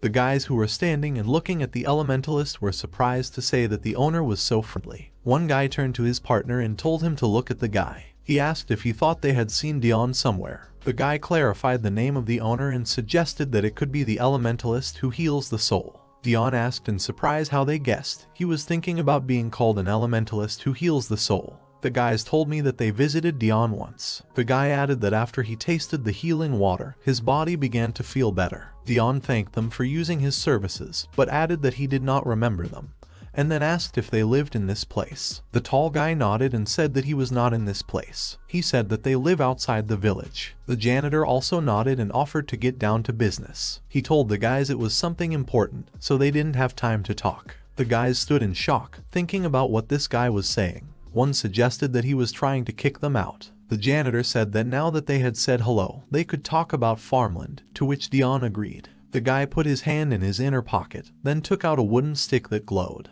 The same bright golden light flew across the whole road, fields and village in a long wave. The janitor pointed in that direction and said that there were farmlands there, to which Dion replied that it was wider than he expected. The guy added words that since there is a border there are some difficulties. He looked away and nervously told me that it might look like an abandoned territory, but it's up to Dion. He also said that she would need to be looked after. The janitor said that the landowner will own 70% of the crop. 40% of them are taxes. The elementalist turned around, puzzled, and thought about what they had said, that this was an abandoned territory. The janitor turned to the guys and said that the remaining 30% would be distributed among tenant farmers. The guy said the words that if the guys agree, they can register at the management office. They bowed and answered together that they understood. One of them said they would come to him as soon as everything was ready. Dion thought that it was obvious that the guy would collude with the officials and still lose to him, and if there was a bad year, the peasants would suffer. One guy awkwardly said that every year there is a crop failure. It's hard to live by 30%, to which the janitor replied that he should make sure that he would have something to live on, and then he added that the guys should have time to be able to farm. He asked about the fact that isn't this the essence of agriculture, because the kingdom only lends land, and cultivation lies with them. Dion, watching what was happening, thought that something was wrong with them. He thought they were saying strange words with strange expressions. It would be better to diffuse the atmosphere and set it up in a way that would be comfortable for him. The employee waved his hand and said the words that he just notified them about it, and then asked if they wanted to say anything. Dion replied that he actually had something to say for everyone. The employee assumed that the guy would ask about when they needed to vacate his territory, and then said that he had a lot of work in the palace, so he had to go. The elementalist asked him to wait a bit. He said that since it is related to agricultural land, he asks to listen to him and pass the words to the management office and the castle. Dion said he would take only 10% of the share in the harvest, which surprised the workers, who asked what he meant by 10%. The elementalist smilingly told the workers that they were sharing 50% of the harvest, so they just had to pay the remaining 40% as tax. The employee opened his mouth in shock. He thought about the fact that the guy would only have 10%. He was wondering what kind of person he was. Maybe the guy just decided to pretend to be kind, or maybe it's true, or maybe it's because of the desire for fame. He even thought that the rumors in the mercenary guild were true. The workers discussed the meaning of 10%. One of them asked to repeat the guy one more time. Dion scratched his chin and suggested with a smile that they did not believe him, to which Undyne said that she thought it was too unconventional. There were a lot of people standing in front of the elementalist, one of whom asked if it would really be better, to which the guy replied in the affirmative. The employee who was standing next to Dion clarified that it turns out the guy will take 10%, with which he agreed and said to believe his words. Dion turned to the workers and said the words that he does not repeat twice, so they should take note of it and remember what he said. Suddenly there were drops of water that formed a stream surrounding the workers. They were very surprised. One of them exclaimed the words that this is the power of the elementals, and the chief worker thought about what it means that all drunkards tell lies. They spread rumors that the guy was deprived of some of his strength. Undyne, with a smile on her face, spread her arms in different directions and spread the energy of the elementals. She hovered over Dion, who said she was an elemental who had signed a contract with him. He also introduced himself and said they could rely on him. The guys looked at the energy in shock, and someone asked if it was really holy water. The girl said the words that, as expected, the rumors that there is an elementalist in the city are true. The head worker stood behind Dion and thought about how this man had defeated Viscount Holton, the aura expert, the water saint Dion. He looked at the guy and could not understand what kind of strange feeling he feels when he looks at him. He wanted to get out of there. The workers suddenly bowed to the ground in front of Dion, thanking him for the holy water, and the guy didn't understand what they were about. The elementalist with the Undyne next to him stood confused because it wasn't holy water. 6 in the morning is the time when the spiritual clinic opens. It is located on the outskirts at the end of the holistic. However, many people are already waiting in line before the doors open. Immediately after 13 o'clock in the afternoon, they could take a break for lunch. Dion told Undyne that there were so many people in the morning, to which she replied that the guy was so busy. The more time passes, the more customers they have become. The guy, biting his bread, said with a smile that working until 6 in the evening seemed enough to him. He said it meant the afternoon guests were busy in the morning. Undyne asked the guy if he wanted to change the working time to 3 hours. The guy nodded and said that you need to think about your relationship with the temple. If we talk about cases of urgent incidents, he managed to talk to the mercenary guild. Undyne slammed the book in her hands and asked the guy what they would do today. He replied that he needed to start training, and Undyne asked what he would like to learn. The guy said he wanted to learn fencing, but it's not easy. He said that currently all he can do on his own is basic physical strength and aura control. He asked if Undyne would go with him, to which she replied that she did not even need to be asked, because where Dion goes, she goes. After a while, the guy changed his clothes, and Undyne stared at him intently. Fascinated, she reached out to him and touched the sleeve of his jacket. The elementalist looked at her and asked if she would go regardless of the situation, to which she replied that she would. She said that the guy used to be so quiet and calm, but now he has become much more confident in himself. Dion replied that this is because he trains not only his body, but also his mind. Undyne looked away and said she missed that time. The guy said that time had passed, and it was time for them to go. For the growth of Undyne, previously purchased spirit stones are needed. Dion exchanged one for a water spirit stone and bought additional ones through merchants. As a result of feeding Undyne with 5 spirit stones, the ability to acquire and apply knowledge was outstanding to the extent that it was incomparable with the previous one. First of all, she became taller. Previously, it was about 20 to 30 centimeters the size of a human head. Now she seems different. Since then, it has become about 70 centimeters in size. However, there is one thing that seems strange to the guy. Not only has her height changed, but also her childish appearance. He was thinking that since there is nothing to compare with, it is impossible to know whether she is a mid-level spirit or not. It seemed to him that she had surpassed the lower level. Undyne turned to the guy, asking if the obstacles were too high to find a teacher. Dion replied that maybe an aura expert is a high standard in itself. However, he did not think that 100 gold per month was not enough, to which Undyne replied that it was a huge amount. The guy asked if she thought so too. He was wondering if 100 gold pieces wasn't enough. He said that he was not trying to master excellent skills, but just wanted to learn the basics properly. But there was no one who could help him. Undyne said that she was wondering if there was someone.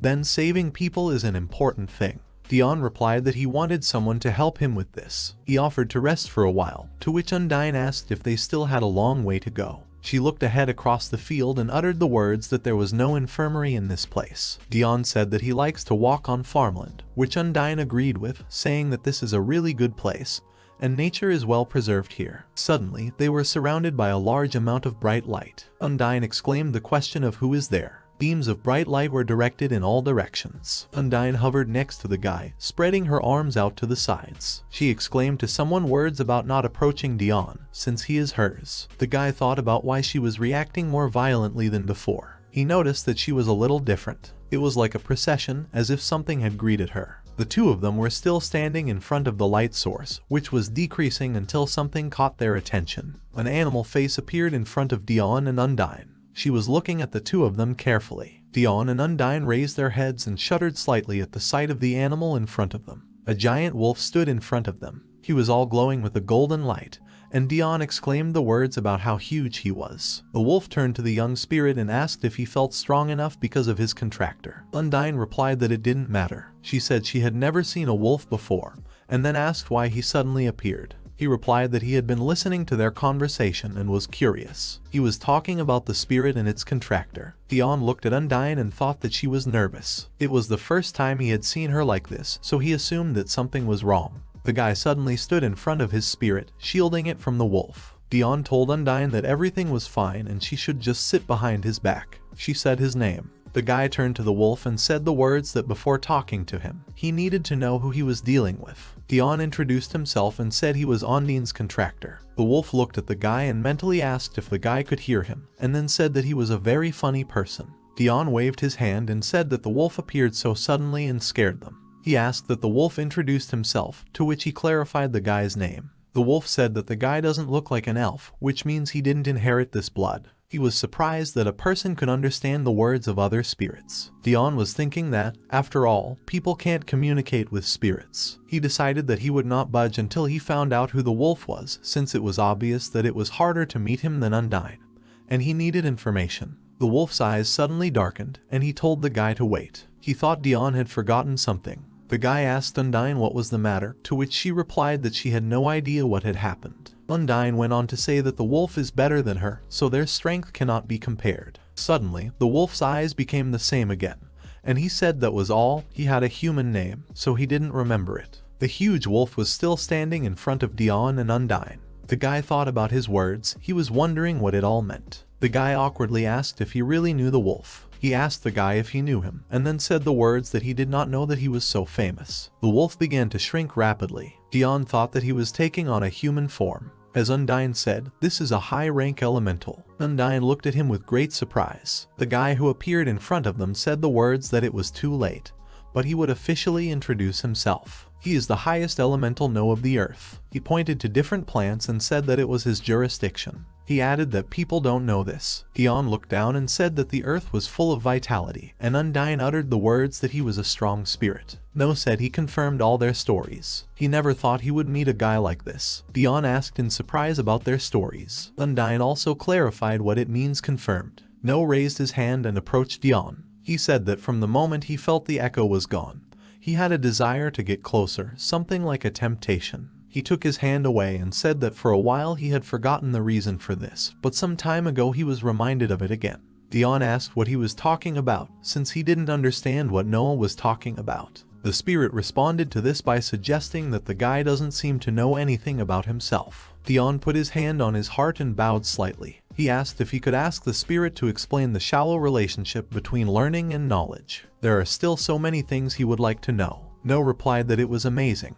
and also that it was not a question of knowledge, it was about his fate. The spirit asked about how it could happen that fate is so twisted, and then he said the words that he could not say anything. Dion clenched his teeth and wondered if the spirit could not tell him now what he had not known until now. The guy was thinking that he could not miss the opportunity to get information from higher spirits. He mentally apologized to Undyne, deciding that he could try. He said that if No signed a contract with them, would he be able to tell him everything? Undyne turned around in shock and looked at the guy. No asked if the guy was really trying to test the spirit in this way. He said that he had already been hired by a very powerful man, so he couldn't accept the guy's offer. He looked at Undyne and asked if she understood. She confirmed his words, saying that this is impossible only if the contract is not destroyed. Dion agreed with them and thought that he needed to summarize his thoughts based on what they have at the moment. No said he was glad to meet them. It seemed to him that he had already said too much, but he decided to answer the question with a short answer. The spirit turned to Dion, who calls himself an elementalist, and said that the guy is the door. He hoped that was the answer. Dion sighed, looked gloomily to the side and said nothing.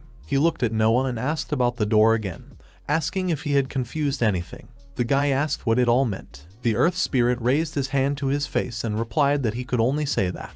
Dion clarified by asking if he couldn't give him more information. The guy turned towards Undyne and asked if she knew something about it. She replied that she thought nothing. Dion reflected that neither side could give a satisfactory answer. No noticed this and said the words about what a disgruntled face the guy had. He told the guy not to blame his spirit, because she doesn't know anything about the guy at all. He added that Undyne still seemed to say that the guy was good. Dion looked at his spirit with confusion. Undyne, on the other hand, looked at No in complete shock. The guy turned to Undyne and said that everything was fine. She apologized to Dion and said there were things she didn't know yet. Dion told Undyne with a smile that she would know from now on, so she should not be discouraged. She thanked the guy for that. No looked at them and thought that overcoming is really the way to change memory. Anyway, this is just the beginning. A path of suffering awaits them ahead. After all, the wheel of fate is already catching up with them. There are things that No can't talk about. He thought that if the guy wants to understand everything, then he should know that this path is very cruel. No said that it seemed that he would soon return to his true form, and before that he should have time to say something to the young spirit Undyne. He said that if she wanted to help the guy, and then he paused a little. Undyne asked what he was talking about. The spirit replied that she should return home, because there are still many things she needs to learn. Dion and Undyne thought about his words about the house. No added the words that the last thing he forgot to say was that if they planned to stay here, they'd better not go to the side. The earth spirit pointed his hand to the side after that and said that there was a very sinister guy there. He said that even though he couldn't give them the answer they wanted, he was happy to get to know them. Noah uttered the words that this is all, and also that those who walk on earth are blessed. Dion thought that in the end, he had to find out all the details. He told the spirit that it was nice to meet him. Noah closed his eyes, and the bright light began to envelop him again. He thought that it was really scary that this relationship was based on a perverted fate. Dion and Undyne raised their heads, following the bright light in front of them, with a little surprise. The guy uttered the words that the spirit had disappeared. Undyne assumed that he had returned home. Dion turned to the spirit and asked with a smile that then they could go. Undyne agreed and said that since she signed a contract with Dion, she has not returned to her home. She drooped a little, when suddenly a guy's hand fell on her head. This gesture surprised the little spirit. Dion said it would be nice to return to the spirit realm if necessary. He told Undyne not to worry because he wasn't forcing her to come back. She nodded with a smile and agreed with the guy, and then thanked Dion for his words. The guy asked that then they would go to the place that Noah had told them about. Undyne asked if Dion was referring to the place where this sinister guy is. Dion confirmed her words and said that he thought it would be more correct to help. Undyne continued his words, saying that to the extent that they can. The guy agreed and said that they should do what they can. They hit the road. An ominous aura circled in the air, heating up the situation. Dion and Undyne walked forward, wrapped in a steel of energy. Suddenly the guy exclaimed, looking at his sleeve. He assumed it was a force capable of corroding things. He said the words that the black smoke escapes with great force. The guy said that if they didn't stop it, then all the farmland could rot. Undyne said that with such an amount of energy, even the life of an ordinary person would be in danger. Dion said that first of all he thinks they need to make sure they don't get any more damage. And then he asked what could not be done with the cleansing power of Undyne. She replied that she wasn't sure it was that much power, so she would try to clean up the guy's surroundings. She waved her arms, spreading energy, and the guy said that they needed to find a target that radiated power, and also that the best way would be to stop him himself. The guy was standing on the ground, and Undyne was hovering high above him, trying to clear the space from the evil aura. Dion exclaimed the words that the air is being purified. The guy turned to Undyne and said that everything was fine now, to which she replied that it was not.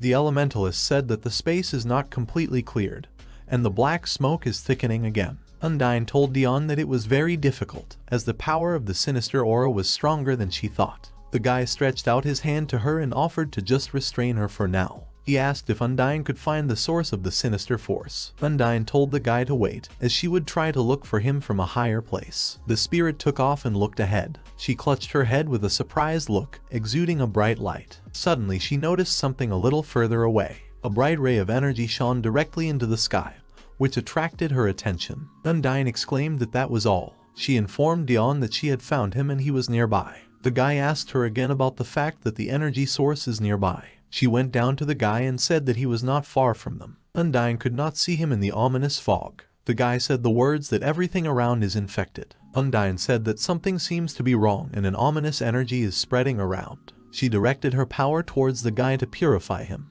Dion said he thought she was getting stronger closer to the center, and then asked Undyne if she was feeling unwell. She replied that she was fine, and then exclaimed that Dion should look ahead, since there was an energy source there. Dion, covering his face with his hand, looked forward in surprise and asked if this was really him. In front of them stood a small house with a huge hole in the roof, which was the source of the bright beam. The house itself was shrouded in dark energy. Dion touched the old surface, shrouded in sinister energy. This caused the door to the house to swing open. The guy awkwardly asked if he could come in, and Undyne said the door was open. She asked about the fact that isn't it strange that everything is so simple. Dion told Undyne to look around to see who did it. She agreed, and the guys began to look around. Undyne put her palms together to create a bright energy sphere between them. The guy told Undyne not to go far, to which she replied that she was nearby. They noticed a clot of dark energy deeper in the room. Dion and Undyne stood and looked at her. The guy assumed that the source was in front of them. He asked Undyne if she could move the light in that direction. The clot of dark energy expanded, and the guy noticed something. He suddenly exclaimed loudly that there was a man there. The guy noticed the green hair and froze in shock. He thought it couldn't be. Dion started toward the man, and Undyne called out to him, telling him not to get too close. The guy turned to the spirit and said that everything was fine, since they knew this person. Undyne asked the guy about it. Dion sat down next to the body and wondered if Noah was aware that they knew this man with green hair. Undyne told the guy to be careful. Then she recognized the man, too. She exclaimed Dick's name, wondering why the warrior man was here. Dion wondered if the red blades had attacked him, or maybe another monster. Right now, he can only think about that. The guy decided he had to find out what happened here. The guy tried to help Dick, but it didn't work. He thought that it was hard for him to cure the guy, and whether Undyne could help him. The guy turned to the spirit and asked if she could help and if it was possible to stop the sinister energy, to which Undyne replied that it was the first time she had met such a thing. But since they had a similar case, she assumed that she could help. Undyne said she didn't know if the sinister energy would stop. The guy agreed. He said that even though it was different from the Ansirian case, they could leave Terry in this state, so they needed to try. The guy looked at the body and offered Undyne to clean the wounds on her hand with healing water, which she agreed to. The guy saw that a sinister aura emanated from the numerous scars on the guy's body. Suddenly Undyne and Dion noticed something. Bright drops of water fell on the wounds. Dion uttered the words that the wound had healed, and the ominous aura had disappeared. They were very surprised. Undyne said the words that, as Dion said, it seems to work. She said she would start working on Terry's recovery. Undyne turned around and said she didn't know what the result would be, but she would do everything in her power. She put her palms together and closed her eyes, summoning the energy that surrounded her from all sides. Undyne opened her eyes and spread her arms in different directions, spreading the power of the water elemental. Dion noticed that Terry's wounds and sinister aura had disappeared. He said the words that he was glad. Undyne asked the guy about how Terry was feeling, to which Dion replied that the treatment was successful. He thanked her. They both suddenly turned to Intereye with surprise, because he made a sound that meant he was waking up. Undyne told Dion to wait as she didn't think everything went well. She asked if the guy wasn't feeling a lot worse. Dion asked what it all meant. Undyne said that Terry's condition is strange now, so Dion assumed that something was wrong with him. Undyne asked if the guy didn't notice this unpleasant feeling that he could attack them. Dion replied that something was wrong, as if this was no longer the Terry they knew, so it was bad. Dion covered his mouth with his hand in shock and thought that the guy had the curse that the Ansirian was talking about, and a very difficult one, a vampire curse on him.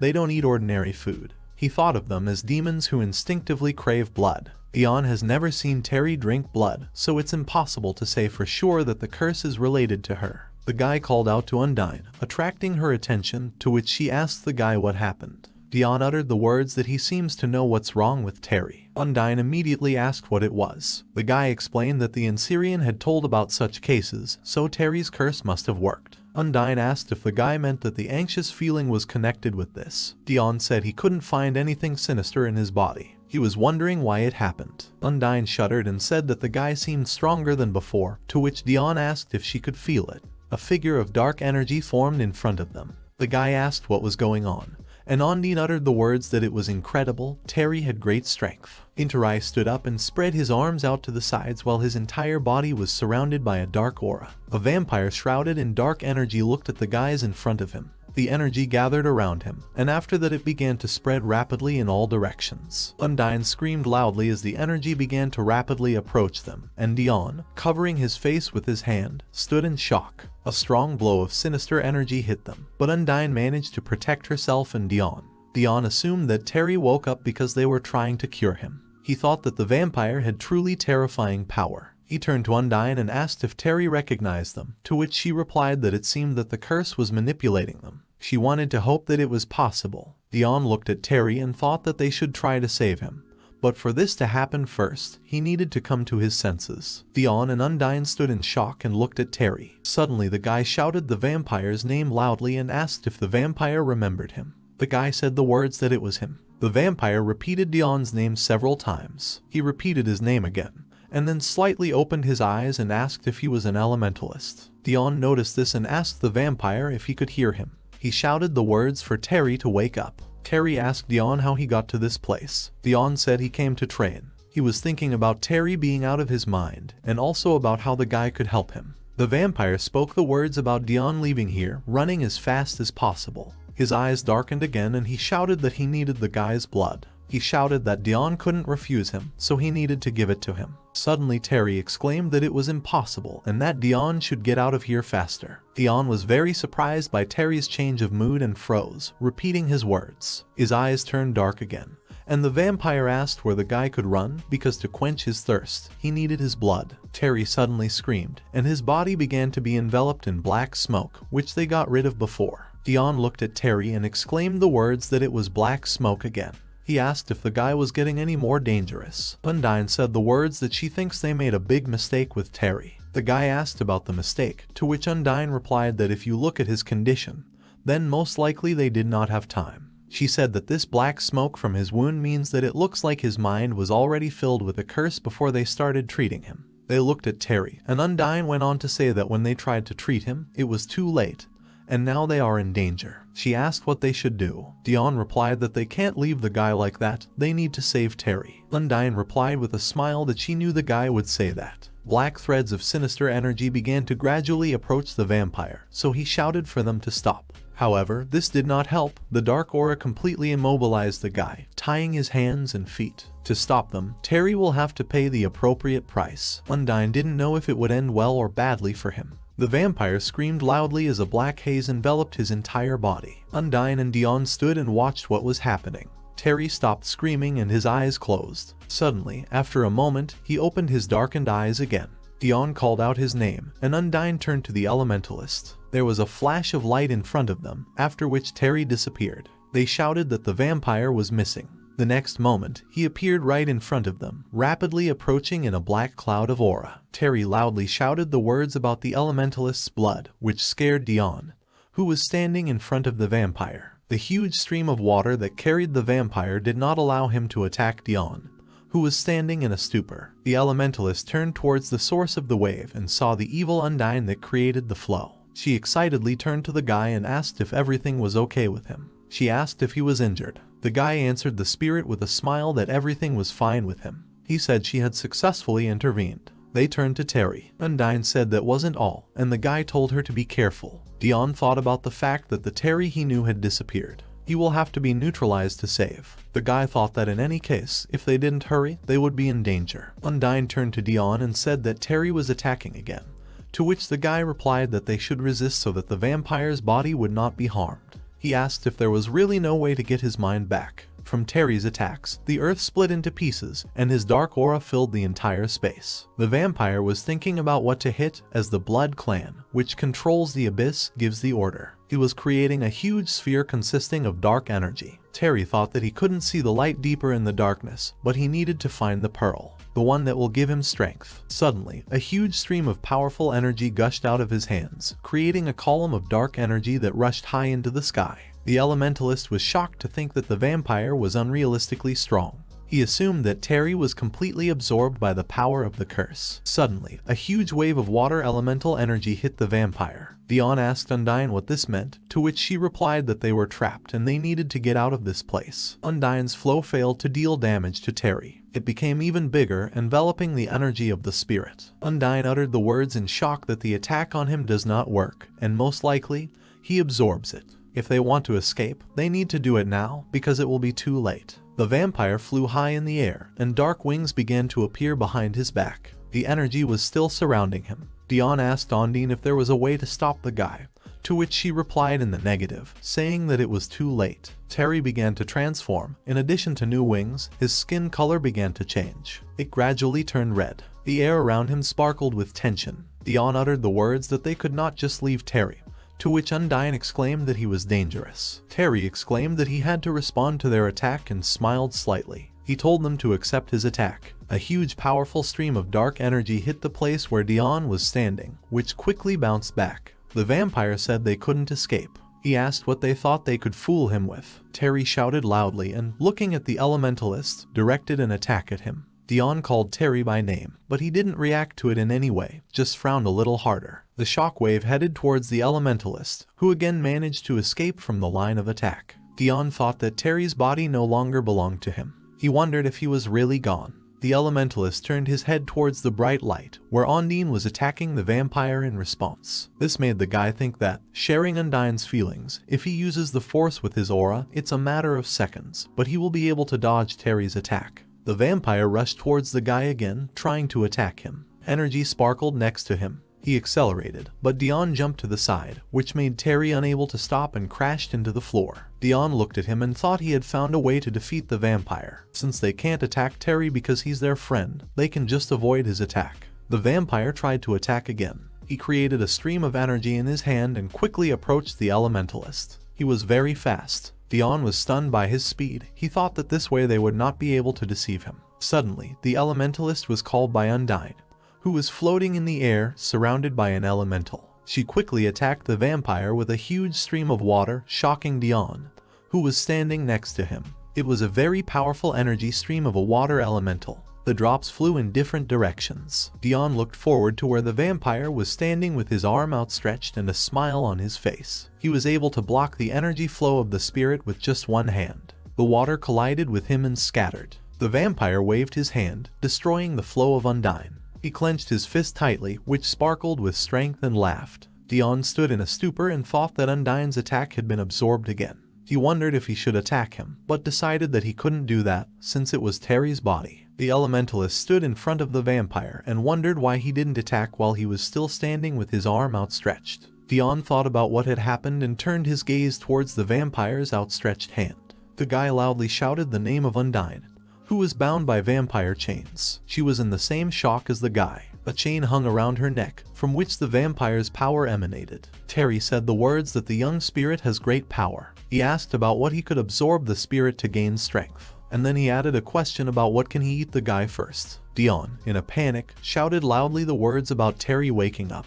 as he had to overcome the curse, to which the vampire replied that the guy was so noisy. Suddenly, the same chain appeared in front of Dion as on Undyne. He frowned and thought about his body. The vampire said that after that day, he had been waiting for this moment for a long time, turning to the mysterious elemental magician Dion. The guy was thinking that he couldn't move. The vampire opened his mouth wide and asked what color the guy's blood would be and what it would taste like, preparing to bite his neck. The vampire sank his fangs into Dion's neck and blood flowed from there. Terry began to absorb it directly from the neck. Dion was enveloped by the vampire's energy. He tried to understand what was happening. A strange feeling enveloped him. He realized that Terry had finally bitten him and was now drinking blood. The elementalist, instead of worrying about death, was thinking about Terry. His mind was gradually clouding, and his body was not obeying. He also suddenly felt so good. He assumed it was the effect of the bite. The guy, being in the hands of a vampire, thought that it really would end like this. He was getting weaker by the moment, thinking that he needed to get ready. The vampire continued to drink his blood,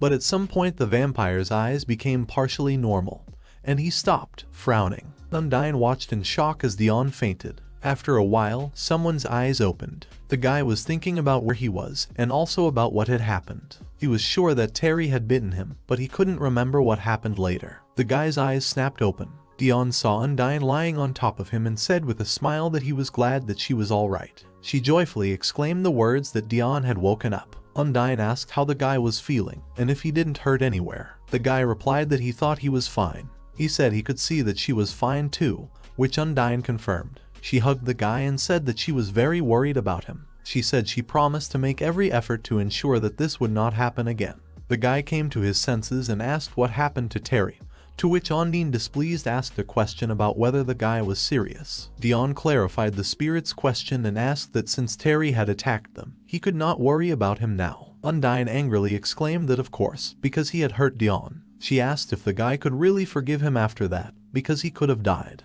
Dion hesitantly replied that he thought he had done something wrong. He said that he was sure that he had caused everyone a lot of trouble when he recklessly helped, and he understood that he had acted very recklessly. He thought that he would have acted cautiously earlier, but now he was too self-confident, not understanding the situation.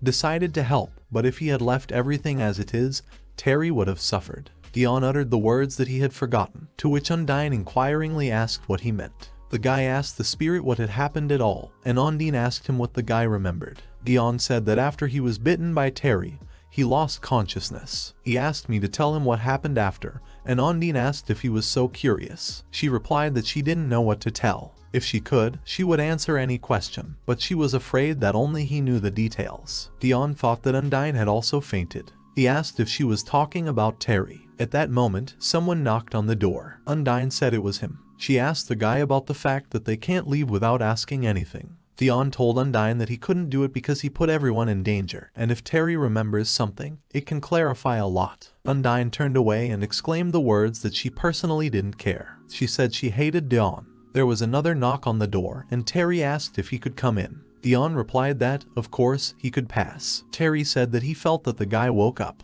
He asked how Dion was feeling. The elementalist replied that he was fine, thanks to Undyne, and then asked Terry the same thing. Undyne just grunted with displeasure. Terry brought a basket of groceries, which he put on the table. Dion looked at him and said that he actually wanted to ask him something. Terry apologized and asked if he could clarify something first. Dion shifted his gaze in confusion and sighed, and Terry awkwardly continued to stand in front of him. The guy turned back to Terry and agreed, saying that he could ask about anything. Terry laughed a little and said that then he would get to the point. He asked Dione how he got to that place. Dion told Terry to sit down, saying that he was also interested in a lot of things, so it looks like it's going to be a long conversation. He offered to discuss everything thoroughly. Terry told Dion about what he had been going through lately. It seems that he left the warriors and settled in Hollist after long wanderings, and he also seems to have heard news from the guild. He apologized for dragging the guy into this. Terry thoughtfully asked Dion that he seemed to have been trying to get stronger all this time. The elementalist replied that he really trained to hide his weaknesses, because if the master of the spirit falls, then there will be no one to control him. Terry suggested that it's not just that, which Dion agreed with, saying that he believes that the Force will give him more opportunities and freedom. Terry said it was the same thing and asked if the guy wanted to learn how to use the aura, to which Dion replied that he had actually tried a lot of things. However, using the aura is very difficult. The vampire said that the guy was wrong here, because he had personally seen what he was capable of, although he still has to grow and grow up to the level of an Ensirian or Siron. Dion awkwardly replied that he was not going to learn from these two. He wanted to create his own style. Terry said he didn't mean it. If someone has a high level of swordsmanship or has the ability to aura, it does not guarantee that he will be able to teach others well. Dion didn't know that. The elementalist turned to Terry with the words that he could not understand one thing. He asked what happened after that, to which Terry replied that he understood why the guy was interested. But did he really want to know? Undyne flinched at the vampire's words, and Dion wondered why he was getting goosebumps right now. Terry said that if you know less, you sleep better, but he will tell the guy if he really wants to know. However, he would have to promise Terry something.